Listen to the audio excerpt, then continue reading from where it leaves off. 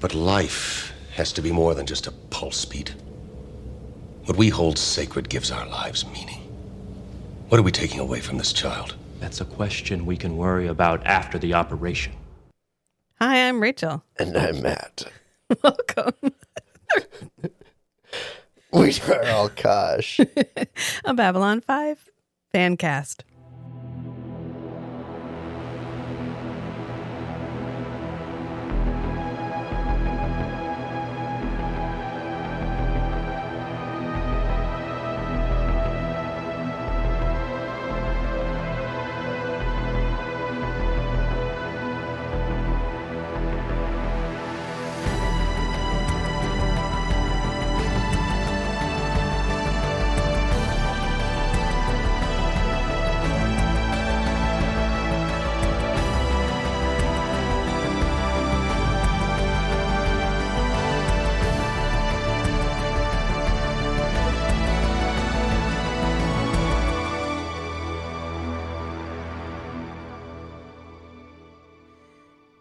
Hi. Guess what it is?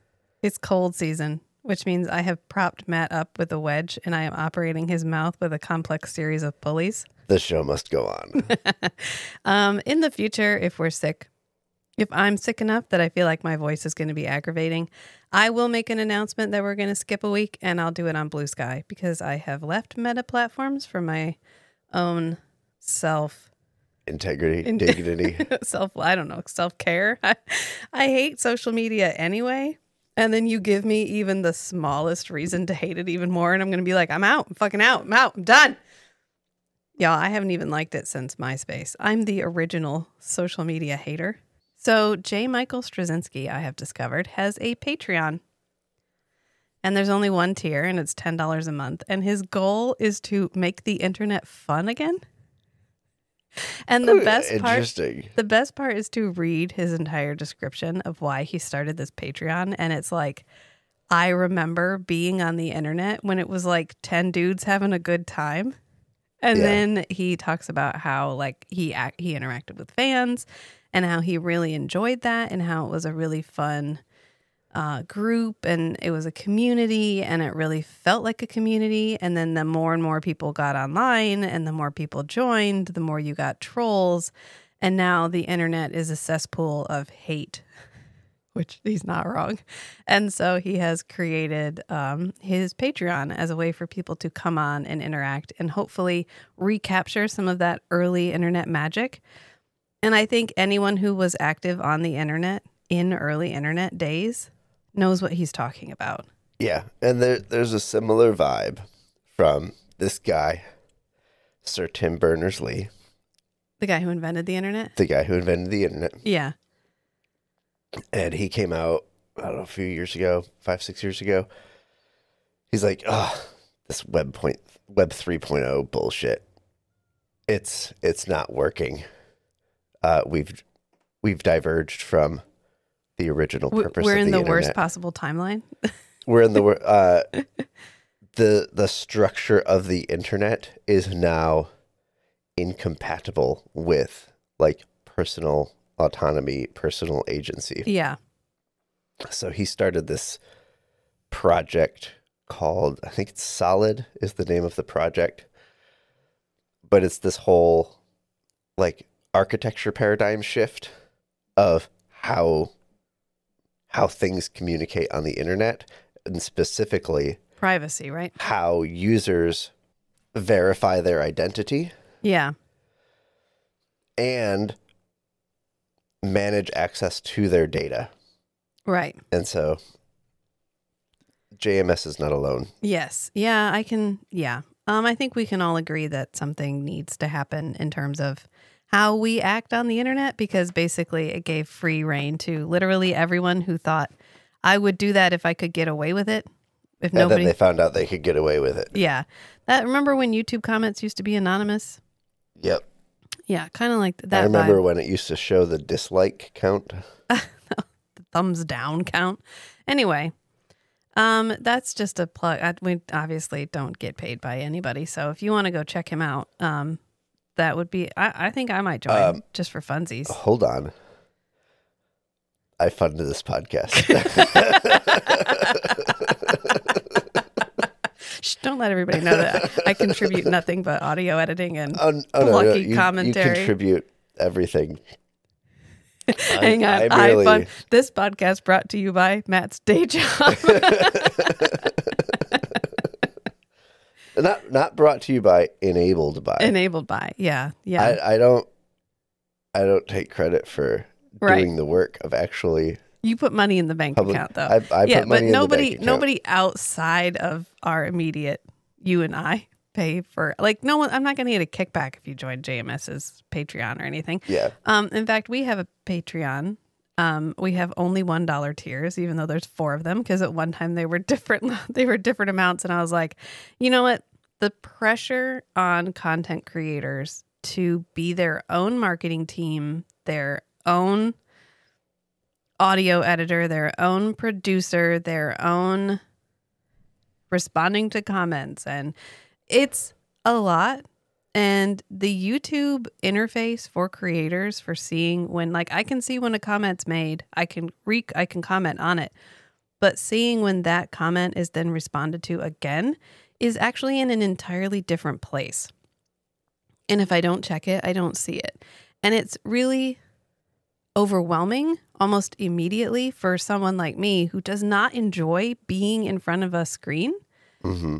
We don't even actually watch all that much TV. We literally sit down and, like, check in. Do we think we can watch Babylon 5 right now? Yeah, okay, let's go ahead and put it on.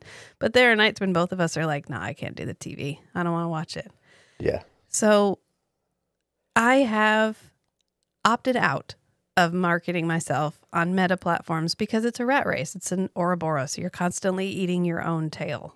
You are forced to continue posting stuff for the limited amount of engagement that you actually do get.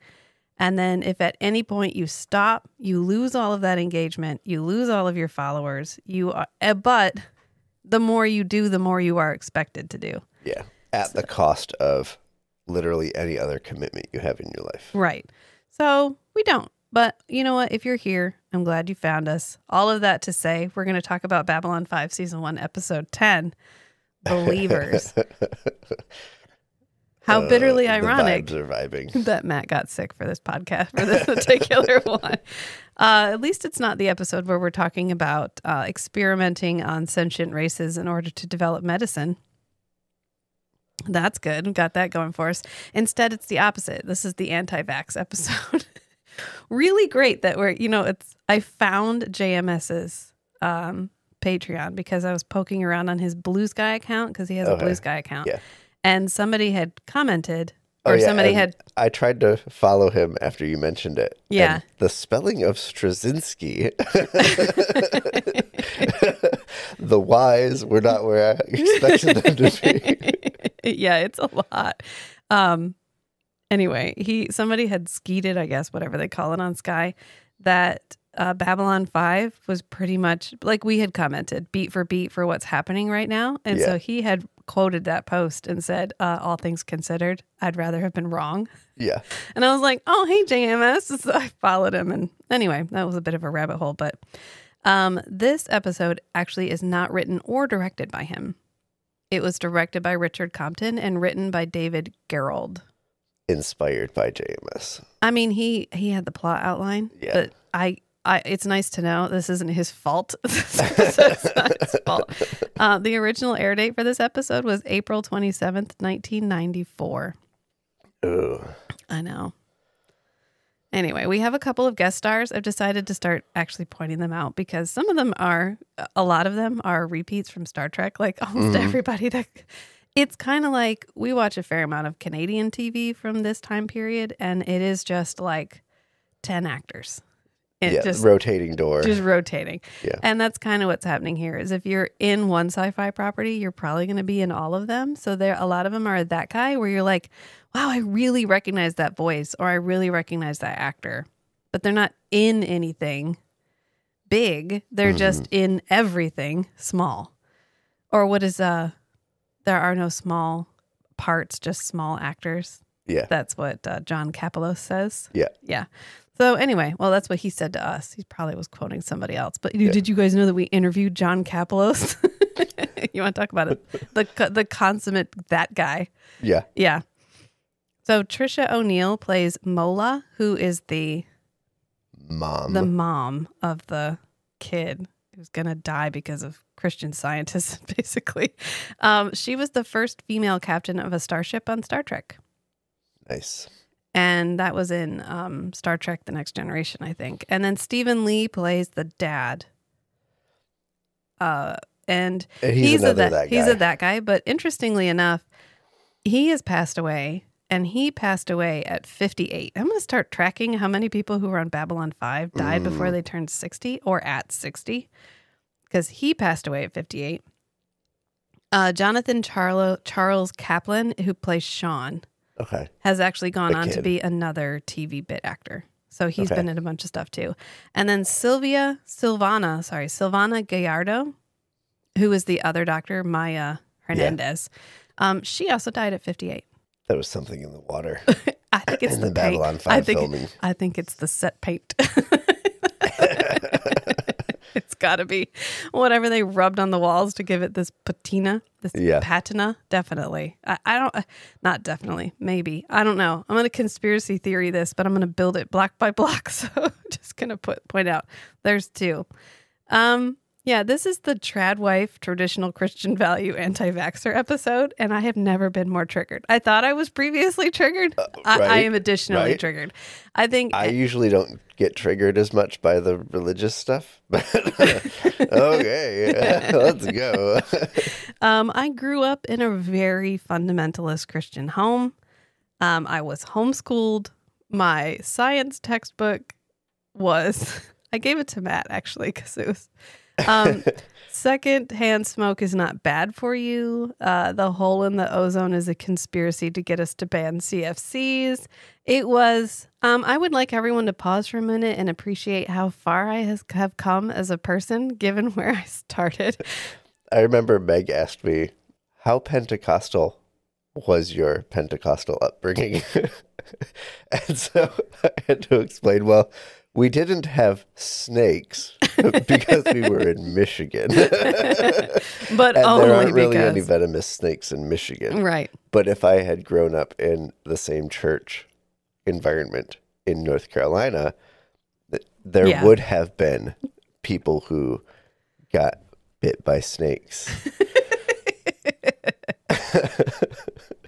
I said there were definitely people who drank poison. Yeah. And then were cured.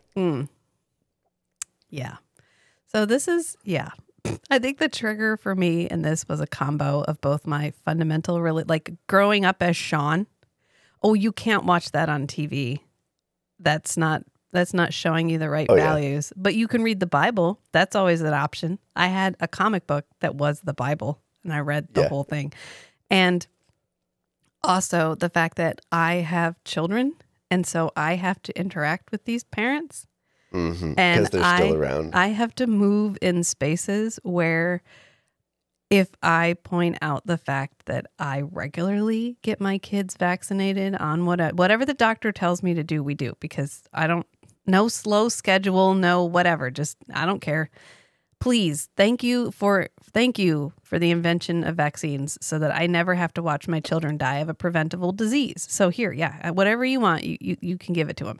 And I could get ostracized from certain parent groups for that belief. So I think this was a multifaceted, rage-inducing episode. And we'll get into it because we open on Stephen Franklin and another doctor. This is Maya Hernandez. And they are seeing a patient in what is very clearly a Star Trek biobed. They're like, yeah, it's fine. I mean, how many other ways are you going to design a full body scanner? That looks high tech. How do they get them in there? Do they slide them in? It's like an MRI machine. Okay. So they have to have the length of the bed again. Free. Or maybe the top comes off. I think in Star Trek the top comes off. Yeah, like it lifts like it hinges to the side. Yeah. Yeah. It would be kind of cool if it did like a Fifth Element, like where it shot out from the side and latched on the other side. It'd be really cool if it was just a separate thing that you could put onto any bed. You could take it into somebody's bedroom. Oh. And then you don't have to take them out of bed to do a medical scan. Well, they have their like crystal wand. And the first line of this whole episode is this kid going, "Am I going to die? Oh no. Am I going to die?" Yes. Am I in danger? You are. Yeah. No, you're going to die. That's how this episode ends. Did you guys not know that? Sorry, you should have watched the episode. Yeah. God, what a gut punch this episode is. Ooh. It's so much. It's so much. And then the mom is like, "If it's written in the streams of time, Sean, it will be so." Stephen Franklin really setting the tone for how he's going to respect everybody's religion for this whole episode goes, I'll tell you what's written in the streams of time. Very soon you will breathe much easier, and then you will grow up and be strong and wise and bring much honor to your mother and father. He's making an attempt to communicate in their language. Yeah, like in their cultural idioms. Yeah, but this is really bold considering he never at any point in this entire episode looks up this species or looks up any of their religious traditions or anything at all until after the deed is done. Right. And then he's like, well, maybe I should read up on this. It could be incredibly disrespectful for him to say, I know what's written in the streams of time. And in fact, it is. It is. Yeah. Hell yeah. So co-opting that language was a dick move. He could say, well, I don't know about the streams of time, but I know what I can do for you. And I know that I can help you. I know I'm good at this, and this is what I expect to be able to help you do. This is an interesting Stephen episode because I think it's no secret that there's not a lot of love lost for us, for Stephen. Well, we know some.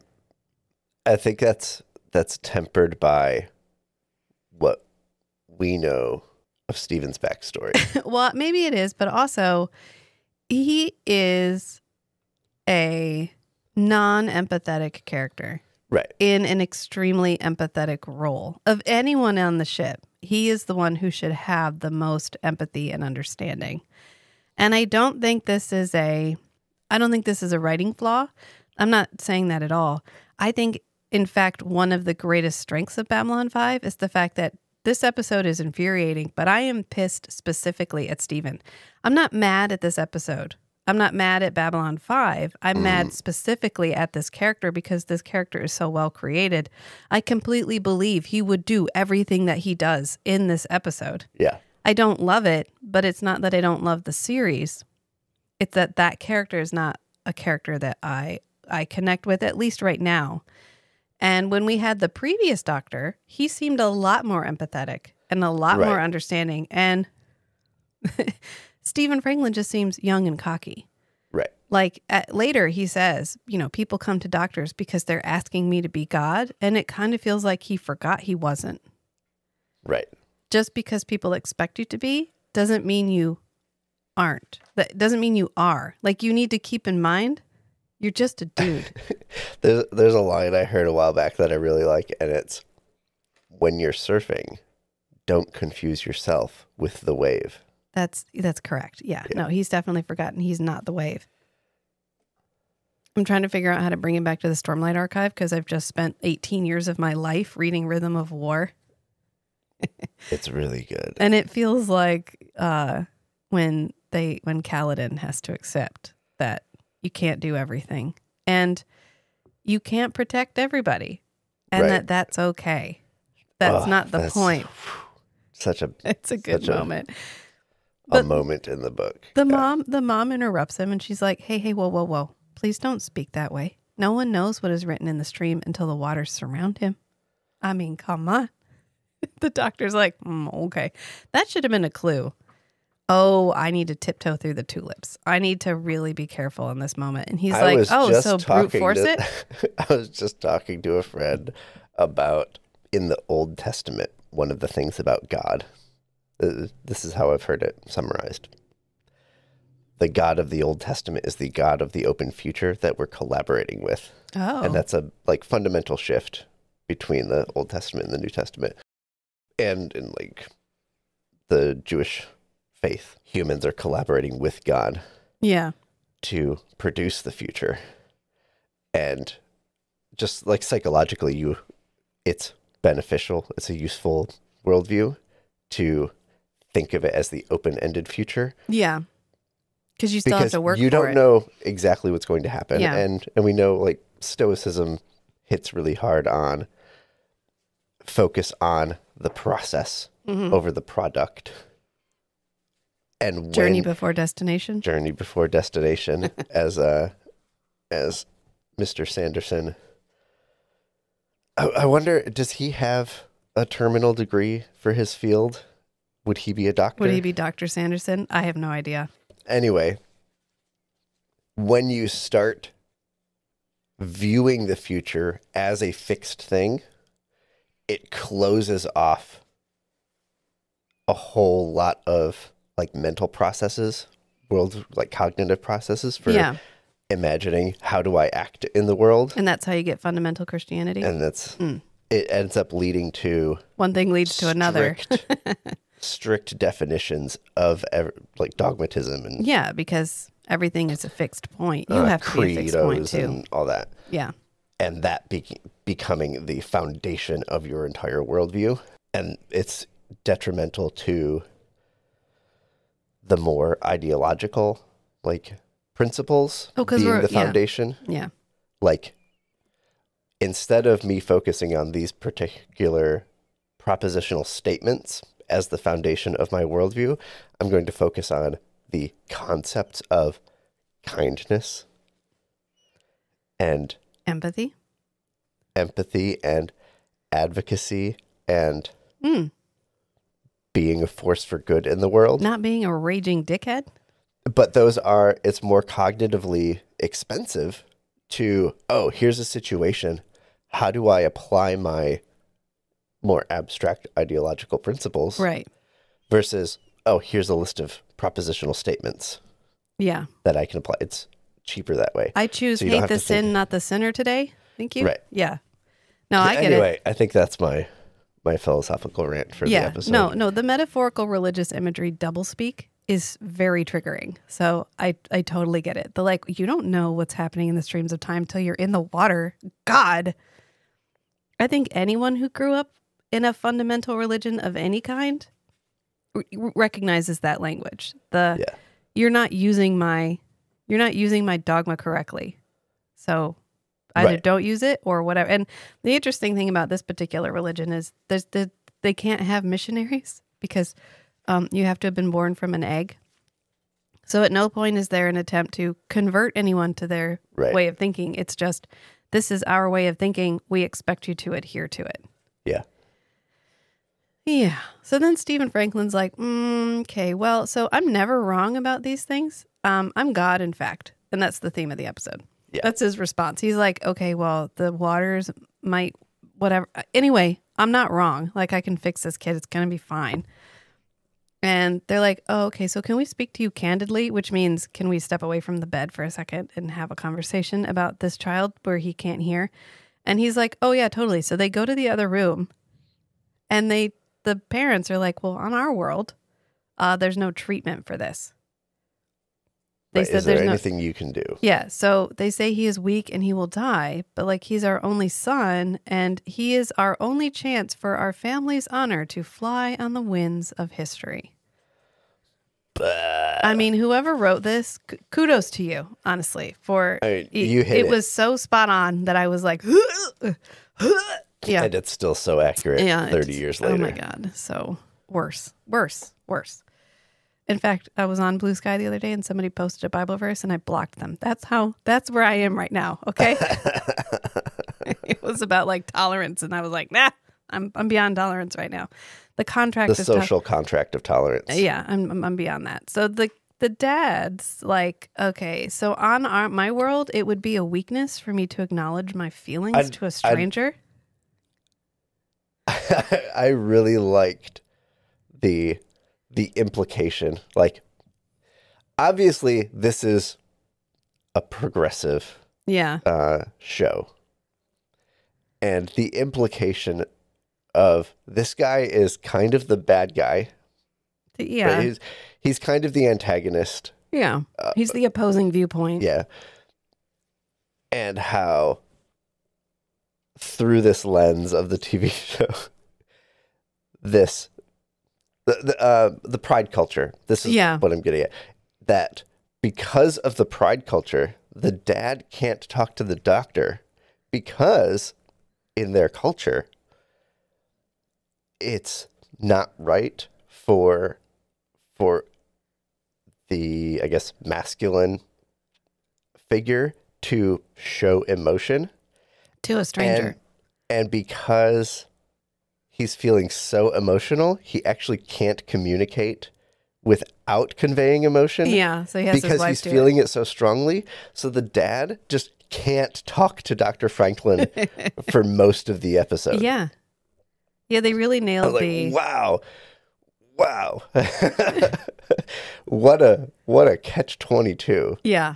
Well, they really nailed the strong protector trad husband, because if you think there's trad wives, there are also trad husbands. Yeah. They're the chopping wood dudes, the building a cabin in the woods dudes, the harvesting their own food and whatever. That's the trad husband. Right. And they're doing it by themselves because it's a sign of weakness to ask for help. Correct. Yeah, no, you have to be strong, emotionless, independent, you have to be I was thinking about the quote about cats are libertarians. Or libertarians are cats. Yeah, because trad husbands are also cats and libertarians because they're completely dependent on a system while believing themselves to be fully independent from it. Yeah. Why can they be out in the woods 24 hours a day chopping wood and building cabins? Because mom's at home cooking dinner. Okay. Right. And they can just go to the grocery store and get all the food that they need to satisfy their nutritional requirements without having to spend like 10 hours a day foraging and preparing. Yeah. Yeah. You want to know what actual independence looks like? Watch Alone. Yeah. I love TV it show Alone. because usually about 2 weeks in, the dudes are like, I'm so hungry. I don't have anything to do. And I miss my family. I miss my family. The funniest part, I think one woman maybe I used to love watching Alone. And then I watched the season with Roland, and Roland won Alone, and I haven't watched it since then.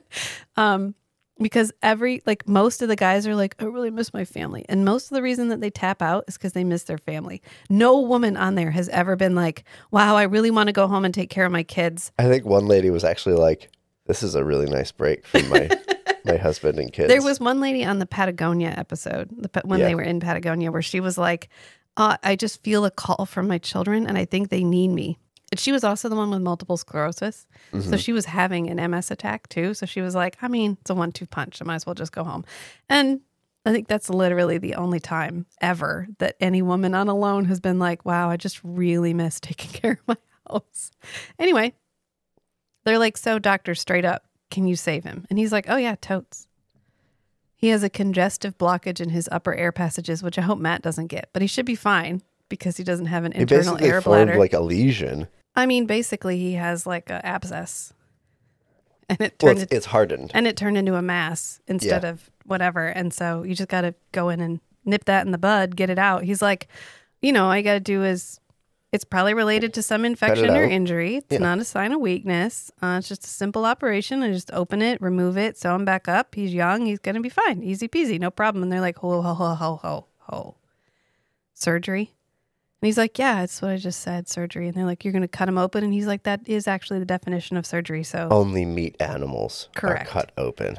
What happens if you fall on a sharp rock and it pierces your abdominal wall? That's what's in my notes. I was like, what happens if you cut yourself? Probably just cutting your skin, no problem. It's probably when it goes deep enough into your insides. Like, what if you fall down a hill onto a stick and it impales you? Yeah, well, you're dead now. You die. One way or another to stop you from turning into a demon. Yeah. Yeah. Yeah. And she says our doctors on our planet don't know how to fix him. Well, they do clearly because later she says they performed this surgery on food animals. He explains the procedure in detail to them. And they're like, oh, yeah, we know our veterinarians perform this on animals all the time because it's a common injury. Yeah. It's a common side effect of our biology, our shared biology with the Food animals animals? that live on the same planet with us. You know what I want? I want a dystopian version of this where the food animals are the same people. They're just people that they've made into the food animals. There is a TV show, I think right now, that aired Are you recently. talking about Tender is the Flesh, the book that I read? Oh, that's it. I want a I Tender had- is the Flesh version of this. I had put that into, I had visualized that in my mind. And so I was recalling that as like a TV show scene in my head. Well, So I thought it was a TV show. Yeah, No, 'cause Tender is the Flesh. because Absolutely. what they want us to think is that this is like their cows, like they're cows with air bladders. But what if they are the chosen? They've mentioned it several times. There is definitely a possibility that they have the exact same race has an entirely separate class that they have classified as food animals. Right, that are just raised feral. Yeah, that are just used as like raised as food. as non-sentient creatures. Yeah. Yeah. But they are. Yeah. Anyway, Tender is the Flesh is short and terrible. I mean, not terrible in like it's badly written, but Horrifying? in like it lingers. Yeah. It lingers. I can't even talk about that book. Anyway, they're like, oh, hell no. No, we're not going to do surgery. You can't cut him open. Get the boy. We're leaving. We got to get out of here. This is a heathen place. And the doctor's like, I mean, it's simple. It's really, what are you guys mad about? Like, I literally take 5 fucking minutes. I'll just take it out. It's no problem. I'm like, you don't understand. Food animals are cut open, but they don't have souls, so it doesn't matter. The chosen of The God. soul gets out. The chosen of God must not be punctured. You can't let the magic smoke out. Like you can't let the. Okay. Yeah, the doctor's like, but he's going to die. Like, if you don't do this, he will die. And they're like, then he dies. You can't cut him open. I don't know what to tell you. Like, that's not an option. No surgery is an option. He's like, well, what if you cut yourself in day-to-day business? Do you then have to die? How did they become a spacefaring race if they can't develop surgical practices or take exceptional risks that might result in a skin-piercing injury? Yeah. Maybe they're just really brave. I mean, if you have a brilliant scientist who gets a cold and they get a congested air bladder and it doesn't clear itself and they die young, what? Yeah. Scientific progress is an outgrowth of medical progress. I'm not sure. Mm-hmm. I mean, maybe there's a way to have both, but it just feels like, how can you have an extremely isolationist, rigid religion like this and develop interstellar travel and have that religion survive interstellar travel? Yeah, when you have a very dogmatic, like, the term I hear people use is ossified. Yeah. Because it, like, turns to bone. But yeah, when your principles of your religion become hardened, brittle, yeah, fixed statements that don't require like regular introspection, that's antithetical to the scientific method. Right. To trying new things and thinking flexibly. And it's possible that, not every culture is a monolith, it kind of turns out. Maybe these are the anti-vaxxers of their planet. Right. Yeah, there could be. Let's go with that. Yeah. Let's go with this planet is very much like Earth. Yeah. And most of them are. Yeah. And the existence of this type of person. So dedicated to. The existence of this type of conspiracy theorist or rigid theist like this requires a stable society. Yeah. Because if you have an unstable society, you can't get people to be like this. Like right. The anti-vaxxers on our planet require herd immunity. You need... Right, yeah, for them to continue existing without dying of diseases, they depend on all this, 85% of the society around them to all be vaccinated for the things because that they're not vaccinated that's the only way that you live. Like, we're seeing the outgrowth of that right now in Texas, where they're having one of the largest measles outbreaks in... The largest measles outbreak in 100 years. Yeah. And then there's the tuberculosis outbreak in Utah or something. Yeah, and it's literally because we've reached a tipping point where enough people in these regions are not vaccinated that it's possible to have outbreaks again. Yep. And if you look back at the history of vaccination, like when the smallpox vaccine came out, when they started vaccinating people with cowpox to make it so they didn't die of smallpox, there was an anti-vax. There was just like when seatbelts came out, everybody was all big mad about seatbelts. Every single time we have some kind of progress. And the polio. Everything vaccine. screams when it dies. Okay? So that's what's happening in our government right now. Old white boomer dudes should be losing their grip, their death grip on our government. And they are screaming while they die. Okay? And so that's what happened during the vaccination for smallpox. They're holding so tight, they're tearing it apart. Right. But because people could literally look to the left and see somebody dying of smallpox and look to the right and see somebody dying of smallpox, it didn't work. People were just like, whatever, dude. Because there was not a stable platform from which the conspiracy theorists could preach. Yeah, they don't have a safe space from exposure to the phenomena, right, which drove the vaccine. So maybe the existence of these types of people are indicative of how stable the rest of the society on that planet is. I like that. And when he says the doctors on my planet didn't know how to fix this, what he means is like he may be disparagingly referring to their medical doctors as veterinarians. Yeah. And then good point. also referring to everyone else as food animals. Maybe they don't even eat them. Maybe they just call them food animals. Referring to the other like citizens of their society that have had surgical procedures. Just I can't think of the word. Using the word in an insulting way and referring to other members of their race as food animals if you've had a surgical procedure done. Yeah. Yeah. And, so like, oh yeah, Jim. Yeah, he had, he had his, like a plate put in to fuse his bones back together. Yeah, he's a food animal now. Yeah. It's possible they're even a relic of like their pre-spacefaring society. And so they garner a certain level of respect simply because they're like the keepers of this culture that is now dying. And that's why they can afford space travel. They can afford off-world medical care because they're like, spare no expense. Whatever you can do to save him, we'll pay for it.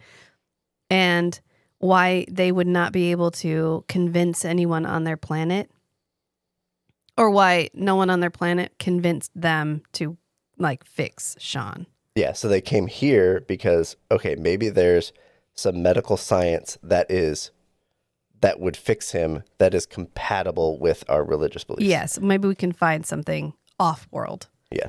Because the people on their world may just be like, nah, like we're not even trying to figure out how to do this without surgery because we've all figured this out. It's fine. Because it doesn't make sense otherwise that an entire culture that can die of something very simple hasn't figured out a way to fix it without surgery if surgery is prohibited. Right. Yeah. So then we go to the intro. And when we come back, Sinclair is in his little... We just got through the intro. Hey, sometimes it's important to do the setup, okay? So we come back and Sinclair is in his little playpen. That's how I think of it. It's like his little beep boop spot on the command and control. So he's doing whatever. He's pushing the big buttons that they gave for him to push. I wonder if they're like the buttons you give to cats where you push it. It's like hungry, now, outside. Because there's not a lot of other stuff going on, clearly, because Ivanova comes over and she's like, oh, hey, I just got a communication from the Asimov. They had a fire in their CNC and they're blind and they have like almost no, like they've lost a whole bunch of their systems and they're in the middle of raider infested space. And Sinclair's like, oh, that's terrible. Yeah, we should, that's not great. And Ivanova's like, yeah, I really recommend that we send out a fighter wing, which turns out to be 2 ships, by the way. We're going to send out a fighter wing to meet the ship and escort it back.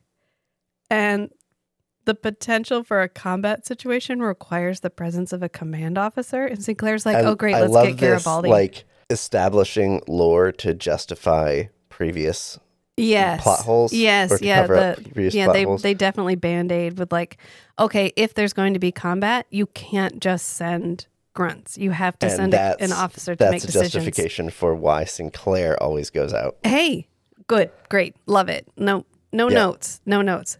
That was such an elegant way to hook in Sinclair's past behavior. Right. Yeah. And he's like, okay, cool. Is Garibaldi business? Garibaldi available? I said that because one of Meg was saying she was listening to Hi, Meg. We Are All Kosh, and that she thought we said Gara business. And so I will now be referring to anything that Garibaldi is doing as his Gara business. So is Garibaldi off on his Gara business? And Ivanova's like, I mean, maybe, but what are we just going to send him because he's the guy with a dick? I also exist, and I would like to get the fuck off this station for a little while. Here's what I think of regarding Ivanova's response. Ivana put out an emotional bid. She did. To Sinclair. She expected Sinclair, or she wanted, her desired response from Sinclair was, oh, it's interesting that you in particular remind me that a command officer has to accompany this contingent of fighters. Yeah. Would you like to do that? Is the fact that you brought it up a signal that you're volunteering? Yeah. Which, if you're in a technical work environment, there's this whole trope of, oh, you brought up the problem. You fixed the problem. That means that's implied that you're volunteering to fix it. And so people don't bring up problems sometimes because, oh, you're the person who's most aware that the problem exists, the context around the problem, and why it's important to resolve the problem. Great.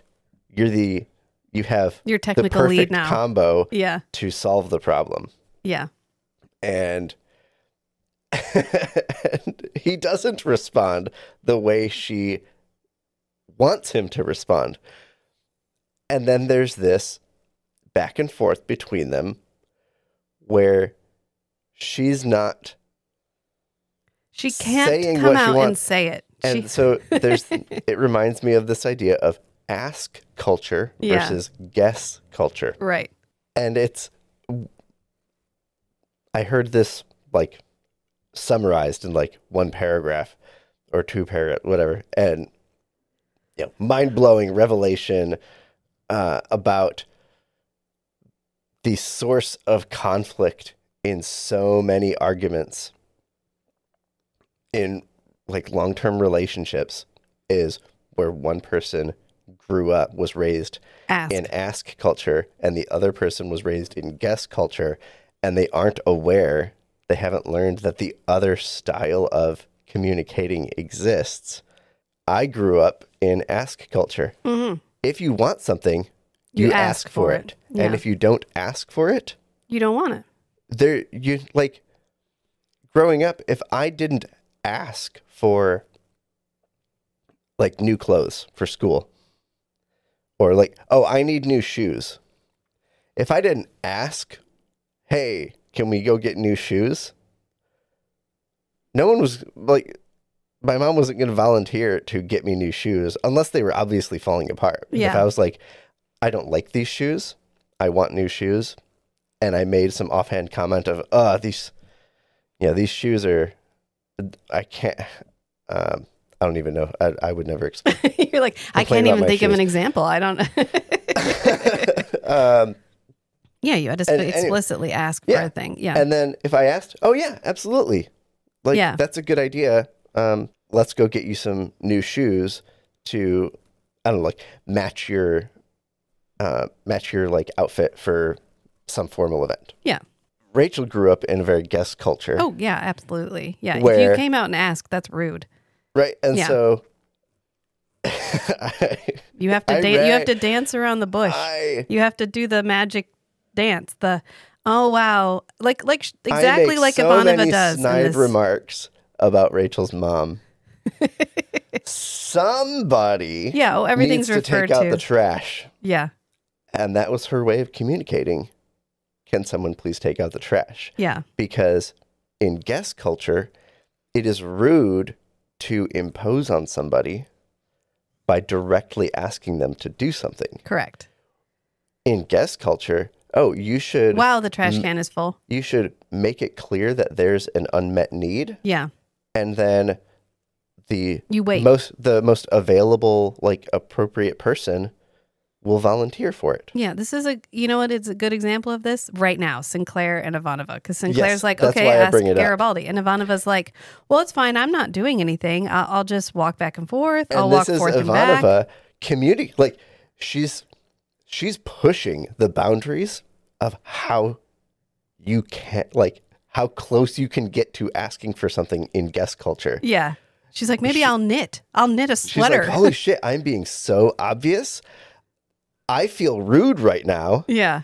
Because I'm having to spell this out in fact, so clearly. She gets angry. She's getting frustrated. Yeah. Like, maybe I'll just knit a sweater. And Garibaldi... because in her mind, he has already decided that she's unqualified. She's not an option. Right. And to him, he hadn't even thought of it. Yeah, well, she seems busy. She's at her workstation. Garibaldi's like in her office probably hours. Riding a tube around somewhere. Maybe we could give him gainful employment. I don't know. Sinclair's finally like, did you want to go? And she's like, oh my God, if you insist. The potential combat situation requires the presence of at least one command officer. Is Garibaldi available? I suppose. What? Nothing. I certainly have plenty of things to occupy myself here. Yes, sir. I think I'll just walk to and fro for a while. Maybe over to my console. After that, maybe I'll try pacing fro and to, just for the kick of it. Oh, and there's the view, of course. Granted, it's not quite the same as if you were outside. To someone who's got over 100 hours of combat flying experience.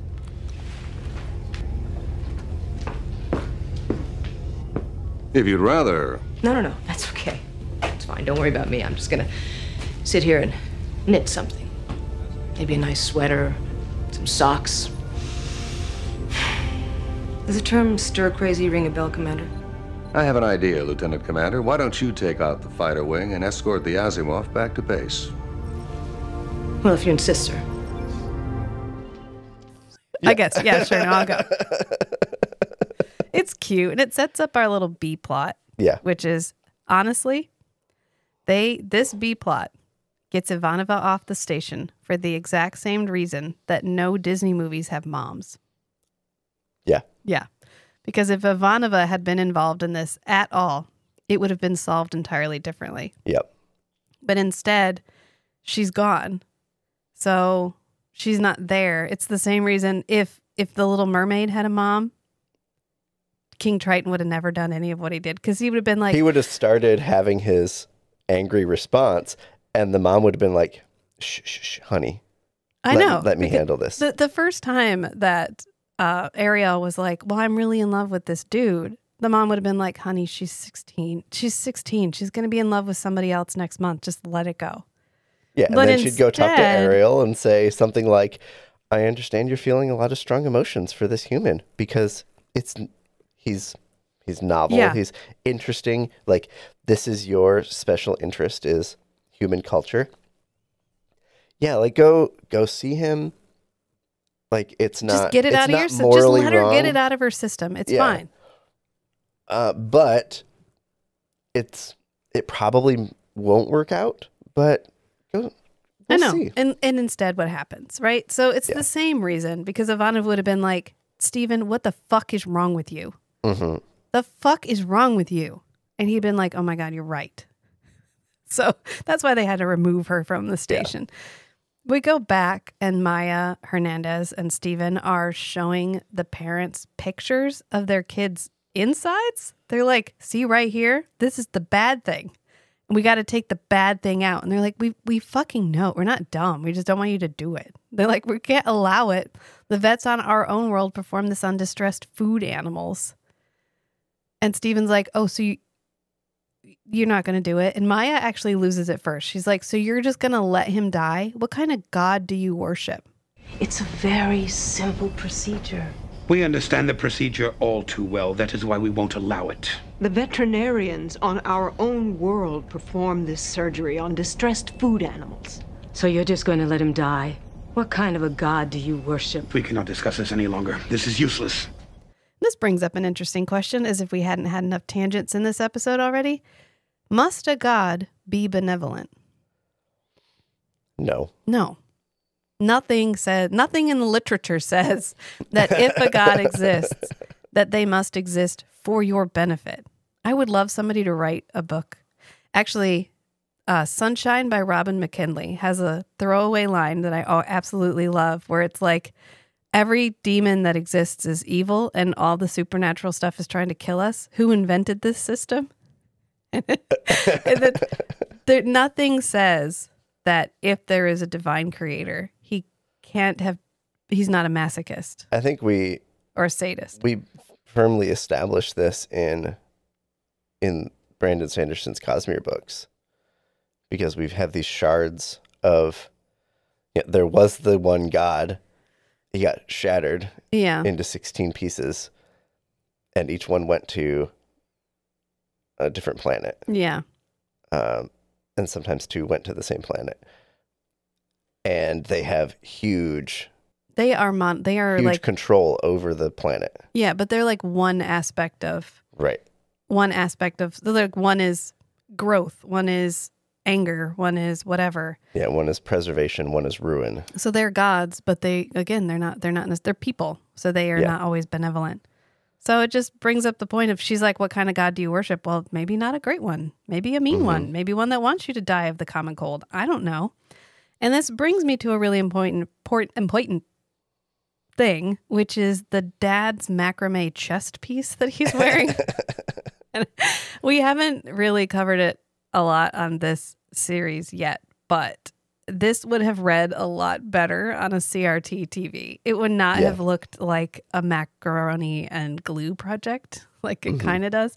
We ran into this a lot in Forever Night, where I remember not having any remotely amount of a concern about a piece of costume. And then when you scale it up for high definition, you're like, wow, that's really just like some beads glued on some shit. Yeah. It's fine. It's whatever. Maybe it really lends credence to maybe they all live in this one little village, and it's like the historic village, and you can go visit them and buy stuff that they make and shit, and they're allowed to kind of keep their own religion and console and whatever. So maybe he literally just sat at home and made this out of like some beads and a couple of shells and shit. But Stephen Franklin's like, okay, so we can't do surgery. Great. I talked Maya down from the ledge, so she's not going to keep yelling at you about your god. Have we thought about mineral oil and enemas? Like maybe massage. Maybe we can just break this mass loose. It will be uncomfortable. It will be expensive. We will show none of what we're doing. Microbeams. We're going to use we're going to break it up with which feels like it should probably work like a laser. Yeah, I was thinking that some type of like vibration against it to break it up.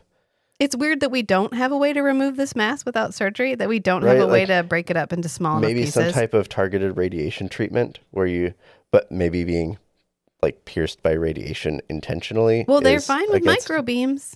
Yeah. Yeah. They're fine with the full like 3D high resolution medical scan of his insides. Right. So it's not a problem to be pierced by electromagnetic radiation. Yeah.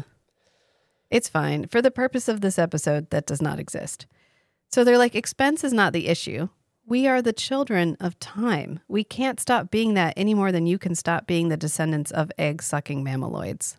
My husband means that in a respectful way. He didn't mean that, doctor. Well, the wife follows that up with, my husband means that in the best way you can say something like that. Offense not intended, but offense taken. Yeah. Always reminds me of the Tick when they're like, no offense intended. And he's like, none comprehended.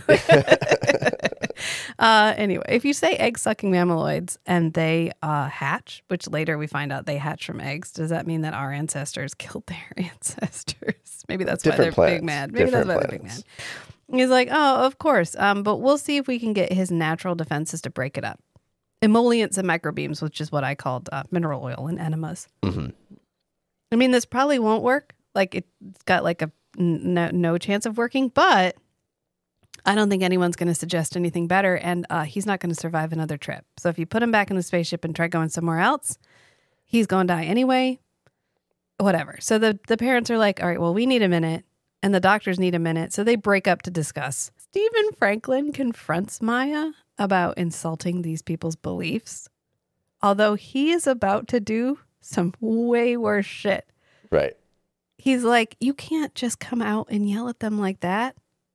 And she's like, okay, well, you can't offer them something that's not going to work. You're just leading them on. This mass is rooted. It's not coming out with an enema. Like, it's not going to come out like that. And he's like, it's not about that. It's about giving me time. He said, sometimes you have to heal the parents first so you can heal the patient. Maybe I can convince them that their entire religion is a lie in the next 48 hours. Or to make this one compromise. Yeah, to he's save like, their son. That way we can help Sean. Like maybe when he gets bad enough and they realize he's actually going, like maybe when it becomes real, I'll be able to convince them to let me save him. Yeah. Okay. And she's like, okay, well, the kid is going under the knife or into the freezer. Those are the only two options. So I don't know what to tell you. This isn't going to work. And he tells her, and it's true, you have to give them a reason to be on your side, which is a very good point, which he will abandon almost immediately. Mm-hmm. But it's interesting that he at least intellectually is aware that you have to work with empathy in order to You have to make an emotional argument, not a rational argument. Right. Yeah. He's going to abandon it the first time that it's challenged in any way, but he is at least aware of the path, even if he doesn't take it. And he says, this might be some silly superstition to us, but to them, it's real. And we just need to do a little song and dance. We need to do a little guest culture before we can get them to actually do the thing that we want them to do. Mm-hmm. And he's like, and I don't like it any more than you do that we're not going to get to save this kid right now, but I don't get a vote until I do get a vote. Until I do. I don't get it until later. I think that's the thing that bothers me, maybe, is because we, for some reason, introduced the second doctor, which is really just there as like a sounding board for Dr. Franklin.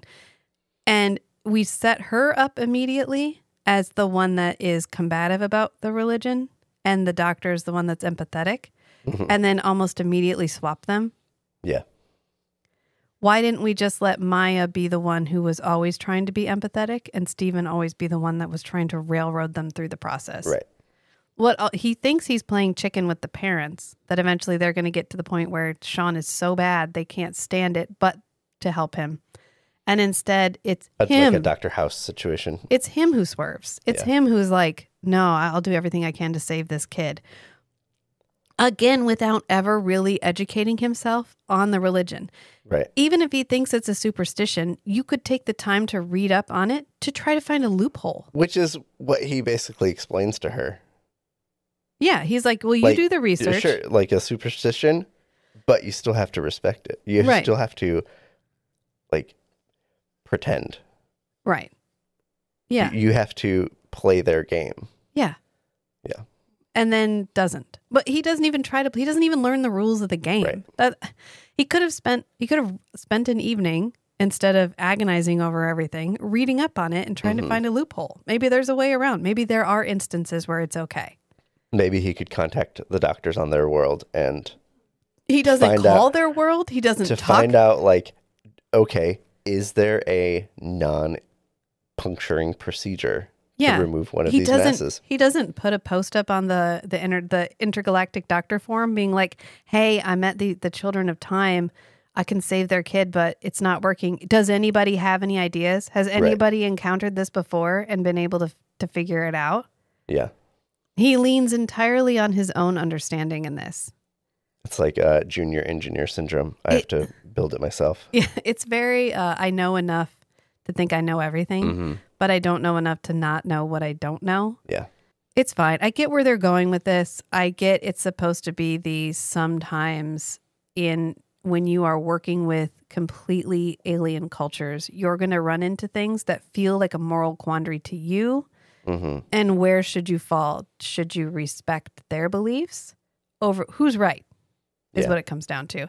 And it gives us a chance to show off that Sinclair is a good diplomat because he does a very good job Stephen Franklin craps the bed entirely. Right, but we can tell Sinclair's agonizing over this. Yeah, he does a very good job, and we get some banger lines from all the ambassadors, which we'll get to. But the parents come back out to talk to the doctors, and they're like, okay, so either we accept this fragile hope or we watch our son die. Doesn't really feel like a lot of a choice. And then we come back to the Ivanova subplot, and we're going to cover all of that right here and now because there's like not a lot of it. Yeah. And basically her and one other guy go escort the Asimov, a fighter wing, quote unquote, of 2 people. So they go to the Asimov, they connect with the Asimov, they bring the Asimov back. Yeah. And in the interim, Ivanova gets to, I love that this happens Pew, pew. completely off screen because she chases one raider down and blows him up. And she's like, yes. And then a whole bunch of raiders shows up and she goes, oh no. And then nothing. We don't see any of that. We just come back to her getting off the Asimov and Garibaldi being like, I saw the repair request on your Star Fury. The fuck did you do? And she's like, my job, bitch. That's it. That's basically the end of the episode. And he's like, well, you went against regulations. And she's like, sometimes you do. And it's a calculated risk and it pays off. That's why the command officer is there, so the command officer can make those kinds of decisions. Right.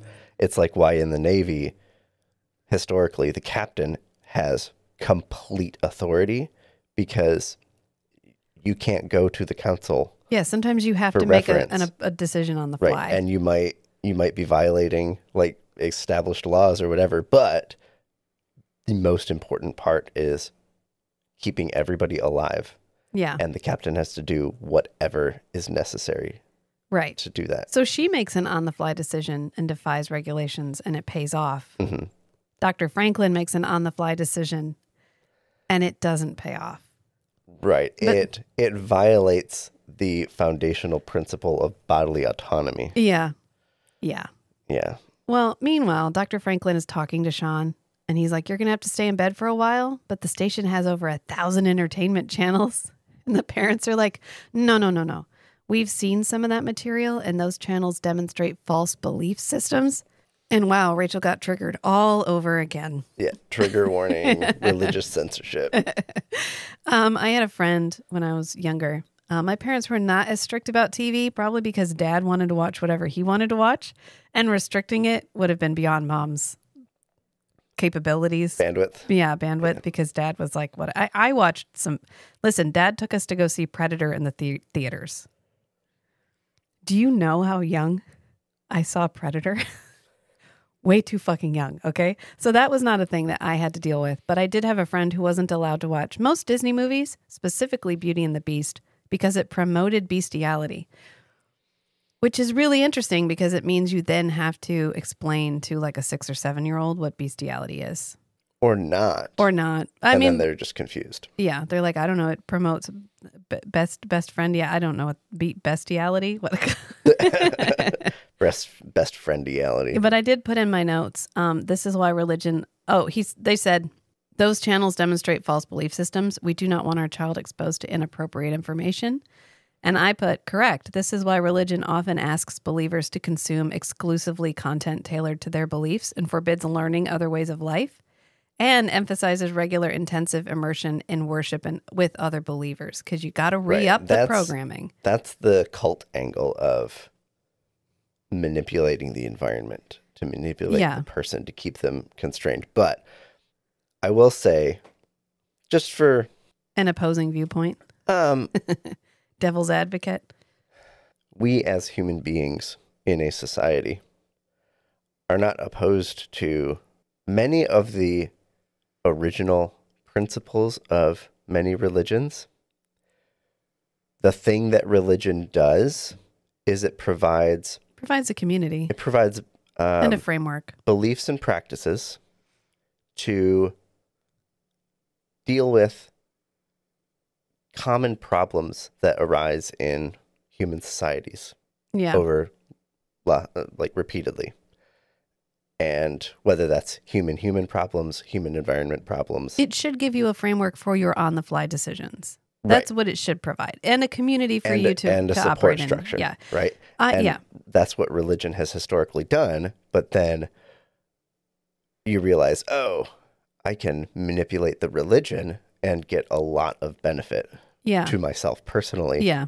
You can pull a lot of strings. By exploiting the what does John Vervaeke say? The same things that make us adaptively intelligent problem solvers also make us susceptible to self-deception and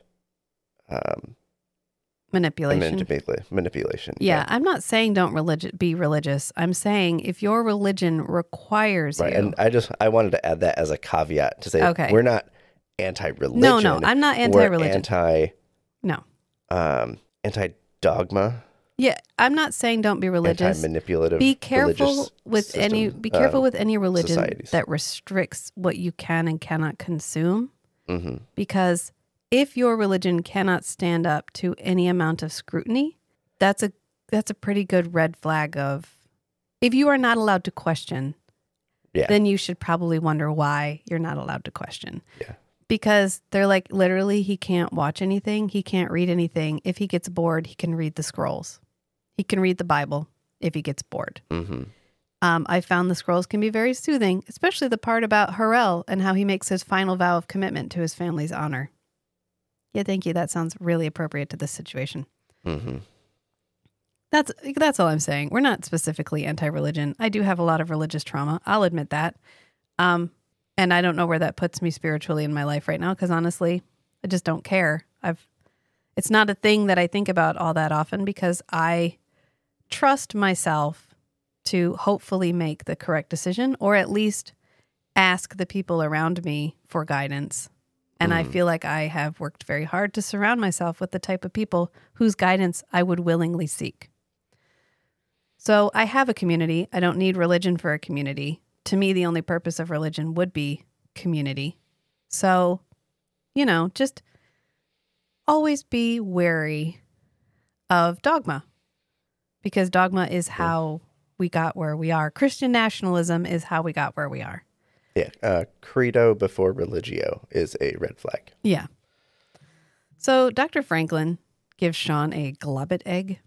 It's really just it's from the planet Placebo and it's to keep him company and it's industrial goo. And the funniest part is that Sean knows it's industrial goo and Dr. Franklin knows it's industrial goo, but neither one tells the other because they both think they're being cute. But they're still both comforted by the pretense. Yeah. He gives him something to take care of. He gives him a thing to focus on other than his own mortality. This is a psychological crutch. Yeah. It's like a stuffy. It's like our son's stuffy. Isolated in the med lab. Right. So the kid even has to ask permission to keep the egg. You want to talk about red flags? He's like, oh, can I take care of this thing? And they're like, I mean, yeah, but don't speak of sacred things to it. Those are only for our people. So don't whisper the dogma to the egg. Okay, that's fine. Whatever. Then we go down to the Zocalo where Dr. Franklin and Maya are hanging out. This is really only relevant because Dr. Franklin's wearing a vest. And we all know how I feel about vests. Mm-hmm. I have a particular weakness for vests. Read the entire second season of Forever Night. And if you're thinking to yourself, but wait a minute, Londo wears a vest. Correct. And Maya's like, oh, the globet egg? Are you fucking serious right now? And he's like, what? I gave him something to believe in. Maybe he won't believe in that stupid religion he's got. And she's like, oh, okay, so you don't disapprove of superstition as long as it's your superstition? What? You don't disapprove of superstition if it's your superstition. Now, what is that supposed to mean? They worship the great egg, your god is medicine, and you can do no wrong in his service. What's the difference? I produce measurable, testable results. What's your point? Did you see their eyes? They're terrified. You didn't solve anything, you just postponed it. I gave them a chance to think about it, to reconsider. You are so certain, aren't you? All right, look. If you think you can find a better way, go ahead. Research it. Prove me wrong if it'll make you happy. You're not going to find anything. And I'll bet a steak dinner on that, too. Can't get steak out here. Then I'll import one. One way or another, I'm going to save that boy's life. Whatever it costs. And he's in this picture and he doesn't like it. I know. And he's like, I don't know what you're fucking talking about. Maya's like, hey, they worship the great egg. Your God is medicine. You do great works in his service. What's the difference? And he's like, the difference is I produce measurable, testable results. That's the fucking difference. So what's your point? And she's like, my point is that they're terrified and you didn't actually solve anything. You just prolonged their agony. Mm-hmm. He's like, no, I gave them time to reconsider. And I think her point here is that they're not going to reconsider. The best thing to do would have been to force them to confront the reality of their situation sooner, rather than give them something to hold on to make it feel like their beliefs are not going to harm their child for that crucial amount of time when they maybe could have gone and sought somebody else. Right. I mean, they keep harping on the fact that Sean was too sick to travel anywhere because we don't really have fast travel in this world. But they couldn't consult anyone else. They didn't make any phone calls. They just waited, and they waited too long in the end. Mm-hmm. And he's like, okay, well, you think you can do better? Fine. You do your research. I'm not going to do any research. Fuck research. I know everything already. But you do your research. And if you can come up with anything better, I'll owe you a steak. You can't get steak out here. And he's like, I'll import one. And he goes, one way or another, I'm going to save this boy's life, whatever it costs. Whatever it costs. And he goes, Stephen Franklin, out. And he just gets up and leaves. And then Dr. Franklin, Sinclair, and Garibaldi are all in the office signing import forms.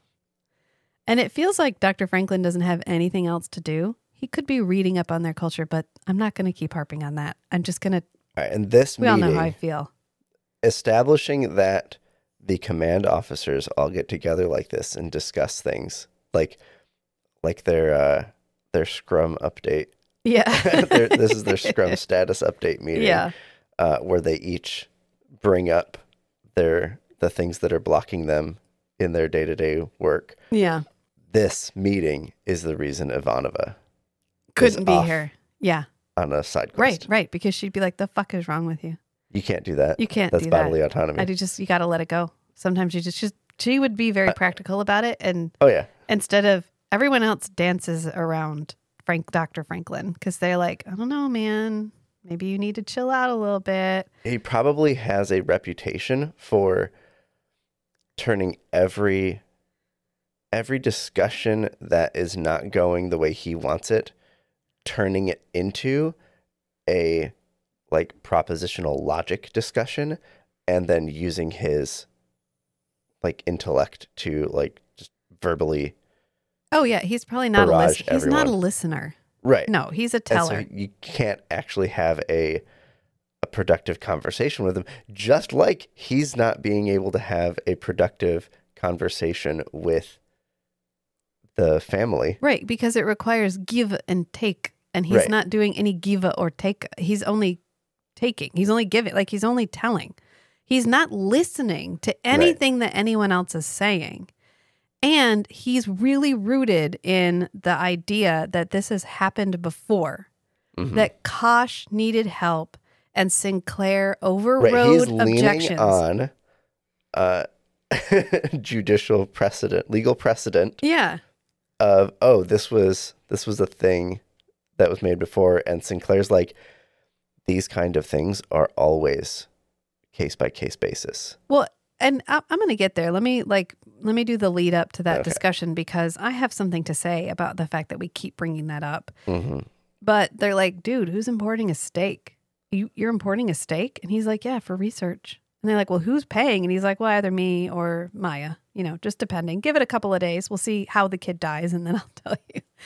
And apparently the Shakespeare Company wants to import a load of fingal eggs. They don't talk about what fingal eggs are, but Garibaldi's like, I think in my expert opinion as the security officer, those would present a hazard. I know what they are.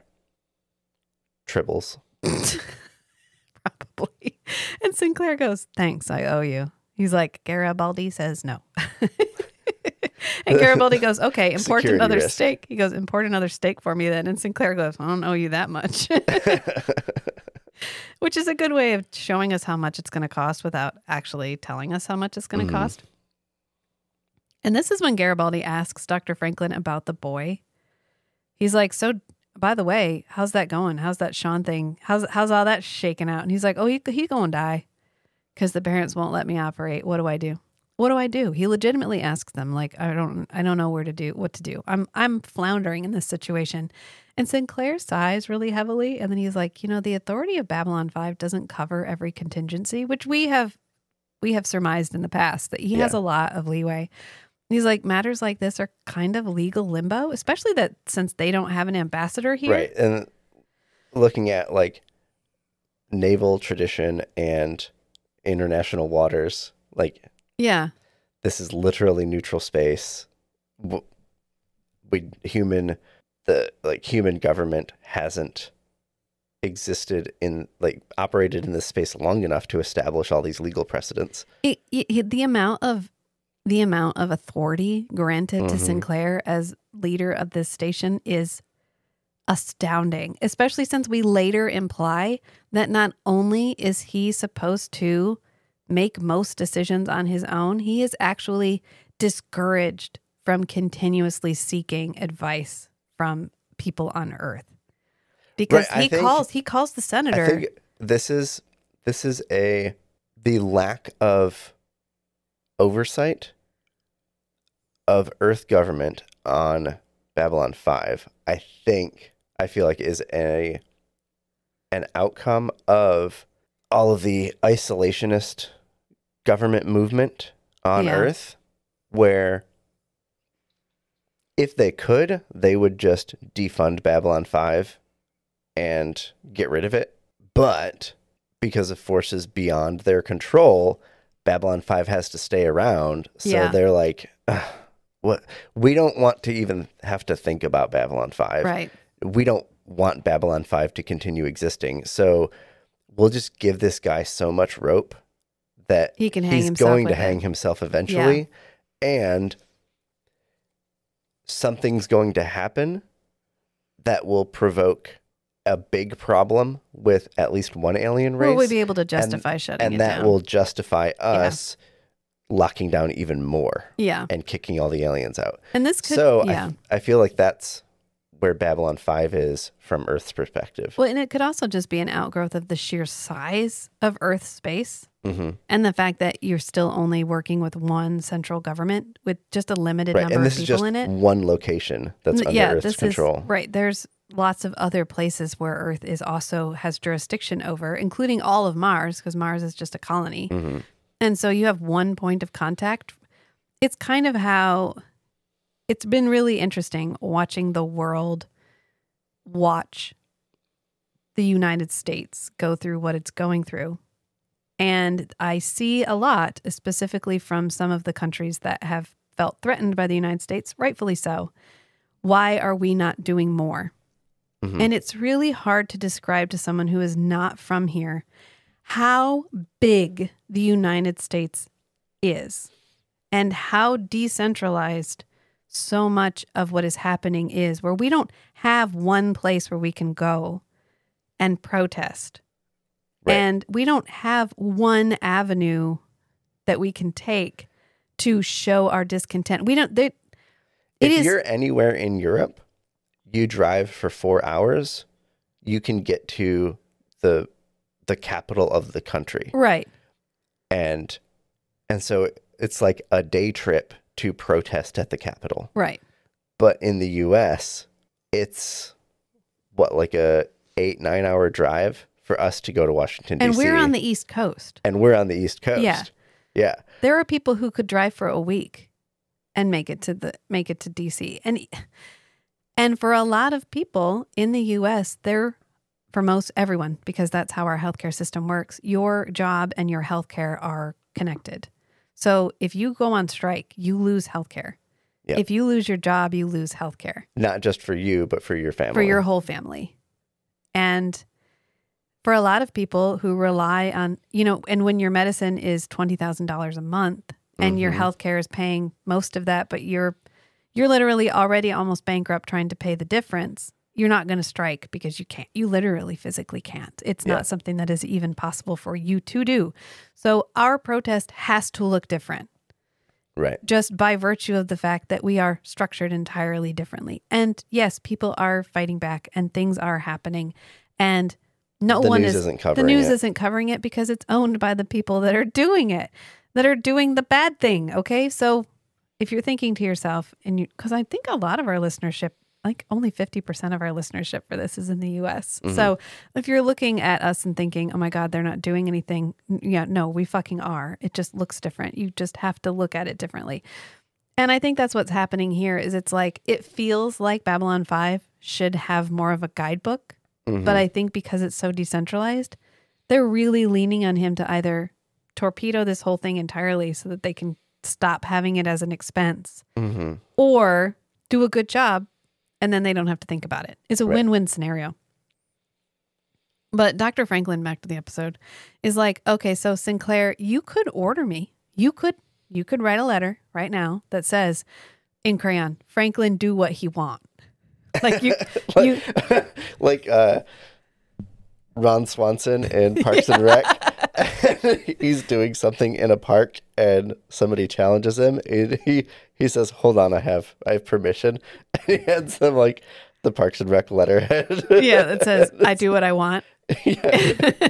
This just says you do what you want. Yeah. Yeah, that's correct. And Sinclair says, and he's right, if I do that, it establishes a precedent. It does. It does. No one would bring anything to Babylon 5 anymore because they would have no confidence that their values and culture would be respected if it contradicted what humanity saw as right. Right. He is 100% correct in saying that that would create a dangerous precedent. It would. And honestly, Dr. Franklin should be better at handling this. Yeah. He should be better than this. You shouldn't get to the position that he's at without having confronted something similar in the past. Mm-hmm. And if you have, it's because he hasn't been seeing enough patients. It's because he's the research doctor, not the bedside doctor like we surmised. Right. Where was this morality when his buddy showed up with some dirt-covered crates and was like, hey, I snuck these onto the station. Can we go ahead and can we look at these? And he's like, I mean, yeah. Oh, I killed somebody to get them on the station. Not my business. I don't care. Or maybe, like, is he doing something behind the scenes that would make him feel like on edge and riled up? Wow, really? Already? We're not there yet. You have to see a nearly infinite number of different races and cultures out on Babylon 5, and this part of his job training should have prepared him for this. Right. Because meeting one that doesn't agree with your own beliefs is something that should not, I don't understand how this is the first time that this has come up, even if it hasn't come up to this extreme of a level before. And if he's not willing to see to empathize with them and see from their perspective, and even though it fucking sucks, respect them, he shouldn't be doing alien medicine. Right. And he brings up, you already established that precedent when you ordered my predecessor to save the life of Ambassador Kosh. And this, in my opinion, is a false equivalency. Mm-hmm. And he brings this up as he stakes his argument on the fact that Sinclair has done this before. However, the Vorlons were going to blow up the station. Okay. To start with, the doctor is presented with a sick patient. Yeah. In the case of Kosh, there's no like parental guardian figure, whatever. No. There's just, here's one autonomous sentient entity who has a medical problem and they're unconscious. Yeah. Okay, we do whatever we have to save them. We know they wouldn't like it. But there's no one here expressly. I think they actually are. I think the Vorlon government is like, don't fucking touch him. And he ends up saying, okay, here's how we're going to do it. The doctor's going to do it because he's not going to tell anybody. Like, we're going to do this as by the book as possible, but we're going to save this guy because... But it's combined with the implication of a crime. Right. Where it's implied that Sinclair did it. Well, something happens to Kosh. Yeah. He gets an attempted assassination. Yeah, crime is committed. And he works within the parameters of what is allowed for him to do. And yes, he goes over them to a certain extent, but it is literally because The Vorlons, if Kosh dies, will blow up the station and everyone on it will die. Yeah. This is a situation where if he did not act in this way, he could, 250,000 humans and aliens would have died. But everything the station would have stood for would have died. In the Sean situation, there's a child with a medical problem who has parental figures, and the illness isn't. And they're not going to kill everyone on board Babylon 5. Interrelated with the operation of the station. Right. This is one isolated thing that sucks, but it is not going to kill. Right. He doesn't have a communicable disease. He doesn't. It's not apples to apples. There was no crime. No, but Garibaldi's like, I mean, he is right. You already established that the safety of an individual life outweighs the legal concerns of his or her race. I would argue that it was not about Kosh's life. It was not about the individual life of Kosh. Right. It was about what the death of Kosh would have caused to happen elsewhere. Yeah. It was a situation where the greater good was circumventing the preserving the station. Preserving the station. The greater good in this case is respecting the beliefs of the parents. Right, and the relationships between human culture and this race's culture. Yeah, because the precedent set with Kosh was, I will do what is necessary to protect this station. Mm-hmm. The precedent that would be set in this case was, I do not respect your religious beliefs if they do not align with my own. Mm-hmm. Those are two entirely different things. And Garibaldi does make a point, which is true, which is if you get involved in this, you give up any pretense of Babylon 5's neutrality. Mm-hmm. Yes, correct. The only thing he's really saying is, I will choose the good of the many over the good of the one, which I think we can all agree is a good thing. Mm-hmm. In that particular context. Yeah. And he's like, there's no way. And Stephen Franklin's like, okay, well, what if I made a official request? What if I passed the buck? What if I outsourced this decision to you? Like, what if I forced you to make a decision? Which is a dick move, honestly. Mm-hmm. And he's like, I'm asking you to find another way. Okay. Sinclair's like, please don't make this official. What he's saying is, please don't put this down on paper, because then I have to tell you no. Mm-hmm. And if I have to tell you no, then, and you do it anyway, you're disobeying orders. Don't fucking make me decide. And Stephen Franklin, being the paragon of logic and wisdom in this moment, goes, you don't care if that boy dies. Luckily, Sinclair is usually the better man in these situations. Mm-hmm. And just like in the previous episode, where he was not reacting to what Deathwalker was saying, he was reacting to what she was actually saying. He does the same thing here. He goes, that's not it. You know that. You know I care about if this boy dies. You made an emotional statement there. I'm going to ignore it. You need to figure out your shit, okay? Don't pass the buck off on me. Don't make this my fault. And Dr. Franklin storms off. And he goes, this isn't going away, and neither will I. I'm like a venereal disease. Just going to keep being itchy and annoying. And we come back to see Sean, and he's hanging out in bed, and he's really struggling to breathe, which is supposed to give us, the viewer is supposed to get more and more frustrated as time goes on. And you do, because Sean does look feels terrible. More and more urgent. This kid looks like he's dying. He does a really good job of it. Good job, Sean. You had one job, and it was to make us feel really bad about what was happening, and it worked. And Dr. Franklin's like, oh, you're doing fine. You're doing great. And Sean's like, you know what, actually, I really don't think I am.